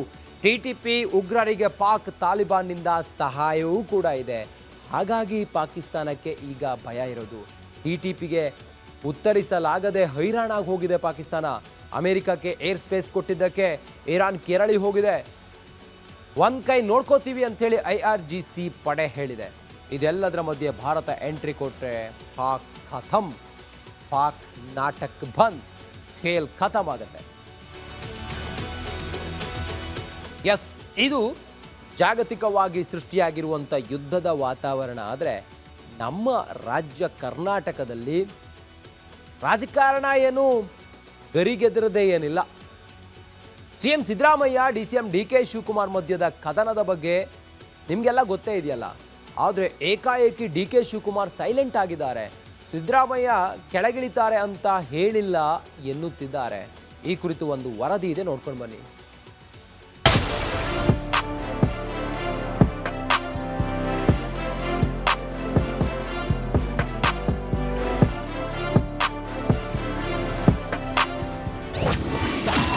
ಸಿದ್ದರಾಮಯ್ಯ ಕೆಳಗಿಳಿತಾರೆ ಅಂತ ಹೇಳೇ ಇಲ್ಲ. ಕುರ್ಚಿ ಕದನದಲ್ಲಿ ಶರಣಾದ್ರ ಡಿಕೆ ಶಿವಕುಮಾರ್. ರಾಜ್ಯ ರಾಜಕಾರಣದಲ್ಲಿ ಸಿಎಂ ಕುರ್ಚಿ ಯುದ್ಧ ನಿಲ್ಲುತ್ತಿಲ್ಲ. ಒಮ್ಮೆ ಸಿದ್ದರಾಮಯ್ಯ ಟೀಮ್, ಮಗದೊಮ್ಮೆ ಡಿಕೆಶಿ ಟೀಮ್ ಡಿನ್ನರ್ ಕೂಟವನ್ನ ಮಾಡಿಸಿ ಶಕ್ತಿ ಪ್ರದರ್ಶನ ಮಾಡ್ತಿದ್ದಾರೆ. ಇದರ ಮಧ್ಯೆ ಡಿಸಿಎಂ ಅಚ್ಚರಿಯ ಹೇಳಿಕೆ ನೀಡಿದ್ದಾರೆ. ಖಾಲಿಯಾಗುತ್ತಾರೆ, ಇಳಿಯುತ್ತಾರೆ ಎಂದು ಹೇಳಿಲ್ಲ. ಖಾಲಿ ಆಯ್ತಾರೆ, ಹಿಡಿತಾರೆ, ಆ ದಲಿತರು ಸಿಗ್ಬೇಕು, ಇನ್ನೊಬ್ರು ಸಿಗ್ಬೇಕು, ಆ ಸುದ್ದಿ ಸಿಗ್ಬೇಕು, ಬೇರೆಯವರು ನನಗೆ ಖಾಲಿ ಮಾಡಿಸಕ್ಕೆ ಹೊರಟಿರೋರು ಬೇರೆಯವರು ದಲಿತರಿಗೆ ಕೊಡಬೇಕು, ಅದು ಕೊಡಬೇಕು. ನಾನು ಅದಕ್ಕೆ ಖಾಲಿ ಆದ್ರೆ ತಾನೇ ಯಾರಿಗಾರು ಕೊಡೋದು. ಎಲ್ಲೂ ಖಾಲಿ ಸುದ್ದೇನೆ ನಾನು ಮಾತಾಡಕ್ ಹೋಗಿಲ್ಲ. ನಾನು ಏನಾರಿದ್ರು ನಾನೊಬ್ಬ ಪಕ್ಷದ ಅಧ್ಯಕ್ಷನಾಗಿದ್ದೀನಿ. I know that responsibility. ಈ ಪಾರ್ಟಿನ ಯಾವ ಕಾರಣಕ್ಕೂ ನನ್ನಿಂದ ಡ್ಯಾಮೇಜ್ ಆಗಬಾರ್ದು, ನನ್ನಿಂದ ಶಿಸ್ತು ಉಲ್ಲಂಘನೆ ಆಗಬಾರ್ದು. ಸಿಎಂ ಸಿದ್ದರಾಮಯ್ಯರದ್ದು ಅನುಭವದ ಮಾತು. ಅದು ಅವ್ರ ಅನುಭವದ ಮಾತು ಹೇಳಿದ್ದಾರೆ. ಇಸ್ ಎಕ್ಸ್ಪೀರಿಯನ್ಸ್ ಅಲ್ವಾ. ನನ್ನ ನೋಡಿದಾರಲ್ಲ, ಅವರು ಬೇರೆ ಪಾರ್ಟಿಲಿದ್ದಾಗೂ ನಾನು ನೋಡಿದ್ದಾರೆ, ನಮ್ಮ ಪಾರ್ಟಿಗೆ ಬಂದ ಮೇಲೂ ನೋಡಿದ್ದಾರೆ, ನನ್ನ ಹತ್ರದಿಂದ ನೋಡಿದಾರಲ್ಲ ಅವರು. ನಂದು ಸಿದ್ದರಾಮಯ್ಯನವರದ್ದು ಹಾಲು ಜೇನಿನಂತ ಸಂಬಂಧ. ಅಗ್ರಿ ಇದೀರಾ ಸರ್ ನಿಮ್ಮಿಬ್ರದ್ದು ಹಾಲು ಜೇನಿನಂತ ಸಂಬಂಧನ ಸರ್? ಖಂಡಿತ. 23 ಎಲೆಕ್ಷನ್ ಗಿಂತ ಮುಂಚೆ ಎಲೆಕ್ಷನ್ ಆಗೋವರೆಗೂ ಹೌದು ಸರ್, ಈಗಲೂ ಹಾಗೆ ಇದೆಯಾ? 28ಕ್ಕೂ ಹಂಗೆ ಇರ್ತದೆ. ಶಾಸಕರು ಸುಮ್ಮನಿದ್ರೇನೆ ನನಗೆ ಒಳ್ಳೇದಾಗುತ್ತೆ. ಯಾವ ಶಾಸಕನು ನನಗೆ ರಿಕ್ವೆಸ್ಟ್ ಮಾಡ್ತೀನಿ, ನನಗೇನಾದ್ರು ಶಾಸಕರು ಒಳ್ಳೇದಾಗಬೇಕು ಅಂತ ಆಸೆ ಇದ್ರೆ ನೀವೆಲ್ಲ ಸುಮ್ಮನೆ. MLC ಎಂಎಲ್ಎಗಳಿಗೆ dinner. 10ಕ್ಕೆ ಎಂಎಲ್ಸಿಗಳಿಗೆ ಎಂಎಲ್ಎಗಳಿಗೆಲ್ಲ ಕರಿತೀನಿ. ಏನೋ ಒಂದು ನಾವು ಏನಾದ್ರು ಸೆಲೆಬ್ರೇಷನ್ ಮಾಡ್ಕೋಬೇಕಲ್ಲಪ್ಪ. ನೀವೆಲ್ಲ ಟಿವಿಯವರೆಲ್ಲ ನಮ್ದು ಸೆಲೆಬ್ರೇಷನ್ ಮಾಡ್ಕೊಂಡಂಗೆ, ಪೇಪರ್ ಮಾಡ್ಕೊಂಡಂಗೆ ನಾವು ಮಾಡ್ಕೋಬೇಕಲ್ಲ. ಇಲ್ಲಾರೆಲ್ಲ ಬಕೆಟ್ ಹಿಡ್ತಾ ಇರ್ತಾರೆ ಮನೆಗೆ. ಎಲ್ಲಾನು ಕರಿತೀನಿ, ಎಲ್ಲಾ ಶಾಸಕರು. ಕೆಪಿಸಿಸಿ ಅಧ್ಯಕ್ಷರಾಗಿ 6 ವರ್ಷ ಪೂರೈಸಿದ ಹಿನ್ನೆಲೆಯಲ್ಲಿ ಮಾರ್ಚ್ 10ರಂದು ಉಪಮುಖ್ಯಮಂತ್ರಿ ಡಿಕೆ ಶಿವಕುಮಾರ್ ಪಕ್ಷದ ಎಲ್ಲ ಶಾಸಕರಿಗೆ ಡಿನ್ನರ್ ಪಾರ್ಟಿ ಆಯೋಜನೆ ಮಾಡಿದ್ದಾರೆ. ಆ ಡಿನ್ನರ್ಗೆ ಸಿಎಂಗೂ ಕೂಡ ಆಹ್ವಾನ ಕೊಟ್ಟಿದ್ದಾರೆ. Bureau report, republic Kannada. KPCC ಅಧ್ಯಕ್ಷರಾಗಿ ಡಿಸಿಎಂ ಡಿಕೆ ಶಿವಕುಮಾರ್ ಇದೇ ತಿಂಗಳ 6ನೇ ತಾರೀಕಿಗೆ 6 ವರ್ಷವನ್ನು ಪೂರೈಸ್ತಾ ಇದ್ದಾರೆ. ಇದರ ಮಧ್ಯೆ ಡಿಕೆಶಿ ಪಟ್ಟ ತ್ಯಾಗದ ಮಾತನಾಡಿದ್ದಾರೆ. ನಾನು 6 ವರ್ಷ ಅಧ್ಯಕ್ಷನಾಗಿರೋದೇ ಸಾಕು, ಕೆಪಿಸಿಸಿಗೆ ಹೊಸಬರು ಬರಬೇಕು ಅಂತೇಳಿ ಹೇಳಿದ್ದಾರೆ DK Shivakumar. Blood should come, ಹೊಸ ರಕ್ತ ಬರಬೇಕು, ಯಂಗ್ಸ್ಟರ್ಸ್ ಬರಬೇಕು, ಹೊಸ ಆಲೋಚನೆ ಇರಬೇಕು. ನಾವೆಲ್ಲ ನಾನು ಫಸ್ಟ್ ಟರ್ಮ್ಗೆ MLA ಮಂತ್ರಿ ಆದ್ರು ನಾವೆಲ್ಲ, ನಾನು, ಪರಮೇಶ್ವರು, HK ಪಾಟೀಲ್, ರಾಮಲಿಂಗಾರೆಡ್ಡಿ, ನಾವೆಲ್ಲ ಎಲ್ಲ ಆಯ್ತು. ನಮ್ದೆಲ್ಲ ಟರ್ಮ್ ಮುಗಿದೋಯ್ತು. ನಾವೆಲ್ಲ ಸೀನಿಯರ್ ಸಿಟಿಸನ್ ಆಗ್ಬಿಟ್ಟಿದೀವಿ. ಹೊಸಬ್ರು ಬರ್ಲಿ. ಪಕ್ಷ ಮತ್ತೆ ಸರ್ಕಾರ ಎರಡರಲ್ಲೂ ಖಂಡಿತ. ನಾನು ಅಷ್ಟೇ, ಸಾಕು ನಂಗೆ 6 ವರ್ಷ. ಬೇರೆಯವ್ರು ಮಾಡ್ಬೇಕಲ್ಲ ಪಾಪ. ಡಿಕೆ ಶಿವಕುಮಾರ್ ಅವರು 6 ವರ್ಷವನ್ನ ಪೂರೈಸ್ತಾರೆ ಕೆಪಿಸಿಸಿ ಅಧ್ಯಕ್ಷರಾಗಿ. ಮುಂದೆ ನೆಕ್ಸ್ಟ್ ಯಾರು ಅಂತ ಹೇಳಿ ನೋಡ್ತಾ ಹೋದ್ರೆ, ಆ ರೇಸ್ನಲ್ಲಿ ಯಾರಿದ್ದಾರೆ ಅಂತ ಕೇಳಿದ್ರೆ ಕೆಪಿಸಿಸಿ ಅಧ್ಯಕ್ಷ ರೇಸ್ ಸತೀಶ್ ಜಾರಕಿಹೊಳಿ. ಡಿಕೆ ಶಿವಕುಮಾರ್ಗೆ ಪರ್ಯಾಯವಾಗಿ ಸಿದ್ದು ಬೆಳೆಸ್ತಾ ಇರೋದು ಸತೀಶ್ ಜಾರಕಿಹೊಳಿ ಅವರನ್ನ. 2028ರಲ್ಲಿ ನಾನೇ ಸಿಎಂ ಅಭ್ಯರ್ಥಿ ಅಂತೇಳಿ ಸಾಹುಕಾರ ಸತೀಶ್ ಜಾರಕಿಹೊಳಿ ಅವರು ಹೇಳಿದ್ದಾರೆ. ಮುಂದೆ ಸತೀಶ್ ಜಾರಕಿಹೊಳಿ ವರ್ಸಸ್ ಡಿಕೆಶಿ ಯುದ್ಧ ಗ್ಯಾರಂಟಿ. ಬೆಳಗಾವಿ ರಾಜಕೀಯದಲ್ಲಿ ಡಿಕೆ ಶಿವಕುಮಾರ್ ಕೈ ಆಡಿಸ್ತಾ ಇರೋದು ಜಾಸ್ತಿ ಆಗಿದೆ. ಸತೀಶ್ ಜಾರಕಿಹೊಳಿ ಅವರಿಗೆ ಇದು ಇರುಸು ಮುರುಸು ತಂದಿದೆ. ಅಂದು ರಮೇಶ್ ಜಾರಕಿಹೊಳಿ ಜೊತೆಗೆ ಮುನಿಸು, ಎಂದು ಸತೀಶ್ ಜಾರಕಿಹೊಳಿ ಜೊತೆಗೆ ವೈಮನಸ್ಸು ಡಿಕೆ ಶಿವಕುಮಾರ್ ಅವರದ್ದು. ಪರಿಶಿಷ್ಟ ಪಂಗಡಕ್ಕೆ ಸೇರಿರುವ ಸತೀಶ್ ಜಾರಕಿಹೊಳಿ ಅವರಿಗೆ ತಮ್ಮ ಕಮ್ಯುನಿಟಿ ಜೊತೆಯಾಗಿದೆ. ಉತ್ತರ ಕರ್ನಾಟಕ ಭಾಗದ ಜೊತೆ ಜಾತಿ ಬಲವೂ ಕೂಡ ಸತೀಶ್ ಜಾರಕಿಹೊಳಿ ಅವರಿಗಿದೆ. ನೆಕ್ಸ್ಟ್ ಕೆಪಿಸಿಸಿ ಅಧ್ಯಕ್ಷ ರೇಸ್ನಲ್ಲಿರೋದು MB ಪಾಟೀಲ್. ಕೆಪಿಸಿಸಿ ಅಧ್ಯಕ್ಷ ರೇಸ್ನಲ್ಲಿ MB ಪಾಟೀಲ್ ಅವರಿದ್ದಾರೆ. MB ಪಾಟೀಲ್ ಲಿಂಗಾಯತ ಮತ ಸೆಳೆಯಬಲ್ಲ ಓರ್ವ ಪ್ರಭಾವಿ ನಾಯಕ. ಆದರೆ MB ಪಾಟೀಲ್ ಡಿಕೆಶಿ ಮಧ್ಯೆ ಅಷ್ಟಕ್ಕಷ್ಟೇ ಇದೆ. ಜಲಸಂಪನ್ಮೂಲ ಖಾತೆಗಾಗಿ ಇಬ್ಬರ ಮಧ್ಯೆ ಕಿತ್ತಾಟ ಇತ್ತು. ಸಿಎಂ ಫೈಟ್ನಲ್ಲಿ ಸಿದ್ದು ವಿರುದ್ಧ ಸೋತು ಡಿಸಿಎಂ ಆದರು. ಜಲಸಂಪನ್ಮೂಲ ಖಾತೆ ಪಡೆದು MB ಪಾಟೀಲ್ ವಿರುದ್ಧ ಗೆದ್ರು. ಈಗ MB ಪಾಟೀಲ್ ಅಧ್ಯಕ್ಷರಾದರೆ ಡಿಕೆಶಿಗೆ ಬೇಸರ ಆಗೋದು ಗ್ಯಾರಂಟಿ. ಡಿಕೆಶಿ ಬಣದ ನಾಯಕ ಕೆಪಿಸಿಸಿ ರೇಸ್ನಲ್ಲಿ DK ಸುರೇಶ್ ಇದ್ದಾರೆ. ನಾನು ಪಟ್ಟ ಬಿಡುವೆ, ನನ್ನ ತಮ್ಮನಿಗೆ ಆ ಸ್ಥಾನವನ್ನು ಕೊಡಿ ಅಂತೇಳಿ ಹೈಕಮಾಂಡ್ ಮುಂದೆ ಕೇಳಿದ್ದಾರೆ. DK ಸುರೇಶ್ ಹೆಸರು ತೇಲಿ ಬಿಟ್ಟರೂ ಕೂಡ ಅಚ್ಚರಿ ಇಲ್ಲ. ತಮ್ಮಿಂದ ತೆರವಾದ ಜಾಗಕ್ಕೆ ಸಹೋದರ ಬರಬೇಕು ಅನ್ನುವಂಥ ಆಸೆ ಡಿ ಕೆ ಶಿವಕುಮಾರ್ಗಿದೆ. ಡಿ ಕೆ ಸುರೇಶ್ ಪಟ್ಟ ಹಿಡಿದ್ರೆ ಡಿ ಕೆ ಶಿವಕುಮಾರ್ ಹಿಡಿತ ಹಾಗೆ ಉಳಿಯುತ್ತೆ ಪಕ್ಷದ ಮೇಲೆ. ಎಂದಿನಂತೆಯೇ ಪಕ್ಷದ ಮೇಲೆ ಹಿಡಿತವನ್ನು ಸಾಧಿಸಬಹುದು ಅನ್ನುವ ಲೆಕ್ಕಾಚಾರ ಡಿ ಕೆ ಶಿವಕುಮಾರ್ಗಿದೆ. ಡಿ ಕೆ ಸುರೇಶ್ ಕೂಡ ಡಿ ಕೆ ಶಿಯಷ್ಟೇ ಸಮರ್ಥ ನಾಯಕ ಕೂಡ. ಕರುನಾಡಿಗೆ ಬರಬೇಕಿದ್ದ GST ಹಣಕ್ಕಾಗಿ ಹೋರಾಟ ಮಾಡಿದವರು, ದಕ್ಷಿಣ ಭಾರತವನ್ನು ಪ್ರತ್ಯೇಕ ದೇಶ ಮಾಡಿ ಅಂತೇಳಿ ಹೇಳಿದವರು. ಡಿ ಕೆ ಸುರೇಶ್ ಹೇಳಿಕೆ ದೇಶಾದ್ಯಂತ ಚರ್ಚೆ ಕೂಡ ಆಗಿತ್ತು. ವಿರಾಮದ ಬಳಿಕ ಕರ್ನಾಟಕ ಪ್ರೈಮ್ ಟೈಮ್ಗೆ ಮತ್ತೊಮ್ಮೆ ಸ್ವಾಗತ. ಮಾಜಿ ಸಂಸದ ಪ್ರಜ್ವಲ್ ರೇವಣ್ಣ ಜೈಲು ಸೇರೋದಕ್ಕೆ ಕೇಂದ್ರ ಸಚಿವ HD ಕುಮಾರಸ್ವಾಮಿ ಕಾರಣ ಅಂತೇಳಿ ಕಾಂಗ್ರೆಸ್ ಶಾಸಕ ಕದಲೂರು ಉದಯ್ ಸ್ಫೋಟಕ ಆರೋಪ ಮಾಡಿದ್ದಾರೆ. ಅಣ್ಣನ ಮಗನನ್ನೇ ಸಹಿಸಿಕೊಳ್ಳಿಲ್ಲ, ನಮ್ಮನ್ನು ಸಹಿಸಿಕೊಳ್ತಾರಾ, ಇವನ ಮಗ ಗೆದ್ದಿಲ್ಲ ಅಂತ ಷಡ್ಯಂತ್ರ ಮಾಡಿ ಅಣ್ಣನ ಮಗನನ್ನೇ ಜೈಲಿಗೆ ಹಾಕಿಸಿದ್ರು ಮಾಜಿ ಪ್ರಧಾನಿ ದೇವೇಗೌಡರು. ಮನಸ್ಸು ಮಾಡಿದರೆ ಯಾವಾಗಲೂ ಬಿಡಿಸ್ಬೋದಾಗಿತ್ತು ಅಂಥೇಳಿ ಕದಲೂರು ಉದಯ್ ಗಂಭೀರ ಆರೋಪ ಮಾಡಿದ್ದಾರೆ. ಅವರೇ ಹೌದ್ರಿ, ಕುಟುಂಬ ಒಂದು, ಅವ್ರಿಗೆ ಏನಂದ್ರೆ ಯಾರು ಇಲ್ಲಿ ಬೆಳಿಬಾರ್ದು. ಅವರ ಅಣ್ಣನ ಮಕ್ಕಳನ್ನೇ ಅವ್ರು ಸಹಿಸ್ಕೋದಿರೋರಿ. ನನ್ನಂತವ್ರನ್ನ ಬಡವ್ರ ಮಕ್ಕಳು ಸಹಿಸ್ಕೋತಾರ ಇವರು. ಅವ್ರ ಅಣ್ಣನ ಮಗನ ಜೈಲು ಹಾಕ್ಸ್ಬಿಟ್ರಲ್ಲ, ಯಾಕೆಂದ್ರೆ ಇವ್ರ ಮಗ ಗೆದ್ದಿಲ್ಲ, ಜನ ತಿರಸ್ಕಾರ ಮಾಡ್ಬಿಟ್ರು. ಅವ್ರ ಅಣ್ಣನ ಮಕ್ಕಳು ಪಾಪ ಎಲ್ಲದ್ರಲ್ಲೂ ಗೆದ್ಬಿಟ್ಟಿದ್ರು. ಇವರೇ ಕ್ರಿಯೇಟ್ ಮಾಡಿ ಅವನ್ನ ಒಳಗೆ ಕಳ್ಸಿದ್ರು. ಪ್ರಜ್ವಲ್ ಜೈಲು ಇವರೇ ಕಾರಣ ಅಂತ 100ಕ್ಕೆ 100 ಅವರೇ ಕಾರಣ. ಹೌದು, ಇವರೇ ಸಿಡಿ ಬಿಡಿಸಿದ್ದು, ಇವರೇ ಕೇಸ್ಗೆ ಯಾವುದು ಸಹಾಯ ಮಾಡಿದ್ರೆ, ಇವರು ಮಾಜಿ ಪ್ರಧಾನಿಗಳು ಮನಸ್ಸು ಮಾಡಿದ್ರೆ ಒಂದು ಎಂತೆಂಥವ್ರೋ ಜೈಲು. ರೇವಣ್ಣ ಕುಟುಂಬದ ಜೈಲ್ ಕಥೆಯನ್ನು ಒಂದ್ಸಲ ರಿಕಾಲ್ ಮಾಡೋಣ ಬನ್ನಿ. HD ರೇವಣ್ಣ ಜೈಲಿಗೆ ಹೋಗಿ ಬಂದರು. ಭವಾನಿ ರೇವಣ್ಣ ಜಾಮೀನು ಪಡೆದಿದ್ದರು. ಪ್ರಜ್ವಲ್ ರೇವಣ್ಣ ಜೀವಿತಾವಧಿ ಜೈಲು ಶಿಕ್ಷೆಯನ್ನು ಅನುಭವಿಸ್ತಾ ಇದ್ದಾರೆ. ಸೂರಜ್ ರೇವಣ್ಣ ಜೈಲಿಗೆ ಹೋಗಿ ಬಂದರು. 2 ವರ್ಷದಲ್ಲಿ ನರಕ ದರ್ಶನವನ್ನು ರೇವಣ್ಣ ಕುಟುಂಬ ಮಾಡಿದೆ. HD ರೇವಣ್ಣರಂಥ ರಾಜಕಾರಣಿ ಜೈಲು ಸೇರಿದ್ರು. ಹೊಳೆನರಸೀಪುರದ ಸಂತ್ರಸ್ತೆಯಿಂದ ದಾಖಲಾಗಿದ್ದ ದೂರಿನ ಅನ್ವಯ ಜೈಲು ಸೇರಿದ್ರು. ಅದೇ ಪ್ರಕರಣದಲ್ಲಿ ಜೈಲು ಸೇರಿದ ಮಾಜಿ ಸಚಿವ ರೇವಣ್ಣ, HD ರೇವಣ್ಣ ಪತ್ನಿ ಭವಾನಿ ಕೂಡ ಜಾಮೀನು ಪಡ್ಕೊಂಡು ಈಗ ಜಾಮೀನು ಮೇಲೆ ಹೊರಗಡೆ ಇದ್ದಾರೆ. ಮನೆ ಕೆಲಸದ ಮಹಿಳೆ ಮೇಲಿನ ಅತ್ಯಾಚಾರ ಪ್ರಕರಣದಲ್ಲಿ ಮಾಜಿ ಸಂಸದ ಪ್ರಜ್ವಲ್ ರೇವಣ್ಣ ಆರೋಪ ಸಾಬೀತಾಗಿದೆ. ಪ್ರಜ್ವಲ್ ರೇವಣ್ಣ ಜೀವಿತಾವಧಿಯ ಉಳಿದ ಭಾಗ ಜೈಲಿನಲ್ಲೇ ಕಳೆಯಬೇಕಾಗಿದೆ. JDS ಕಾರ್ಯಕರ್ತನ ಜೊತೆ ಅಸಹಜ ಲೈಂಗಿಕ ದೌರ್ಜನ್ಯ ಪ್ರಕರಣದಲ್ಲಿ ಪರಿಷತ್ ಸದಸ್ಯ ಸೂರಜ್ ರೇವಣ್ಣ ಕೂಡ ಜೈಲಿಗೆ ಹೋಗಿ ಬಂದರು. ಇದು ರೇವಣ್ಣ ಫ್ಯಾಮಿಲಿಯ ಜೈಲಿನ ಕತೆ. ಇದು ಇವತ್ತಿನ ಕರ್ನಾಟಕ ಪ್ರೈಮ್ ಟೈಮ್. ನಾಳಿನ ಕರ್ನಾಟಕ ಪ್ರೈಮ್ ಟೈಮ್ನಲ್ಲಿ ಇನ್ನಷ್ಟು ಇಂಟ್ರೆಸ್ಟಿಂಗ್ ಸುದ್ದಿಗಳೊಂದಿಗೆ ನಾವು ನಿಮ್ಮ ಮುಂದೆ ಬರ್ತೀವಿ. ಅಲ್ಲಿವರೆಗೂ ನೀವು ನೋಡ್ತಾ ಇರಿ ರಿಪಬ್ಲಿಕ್ ಕನ್ನಡ, ಇದು ನಿಮ್ಮ ಧ್ವನಿ.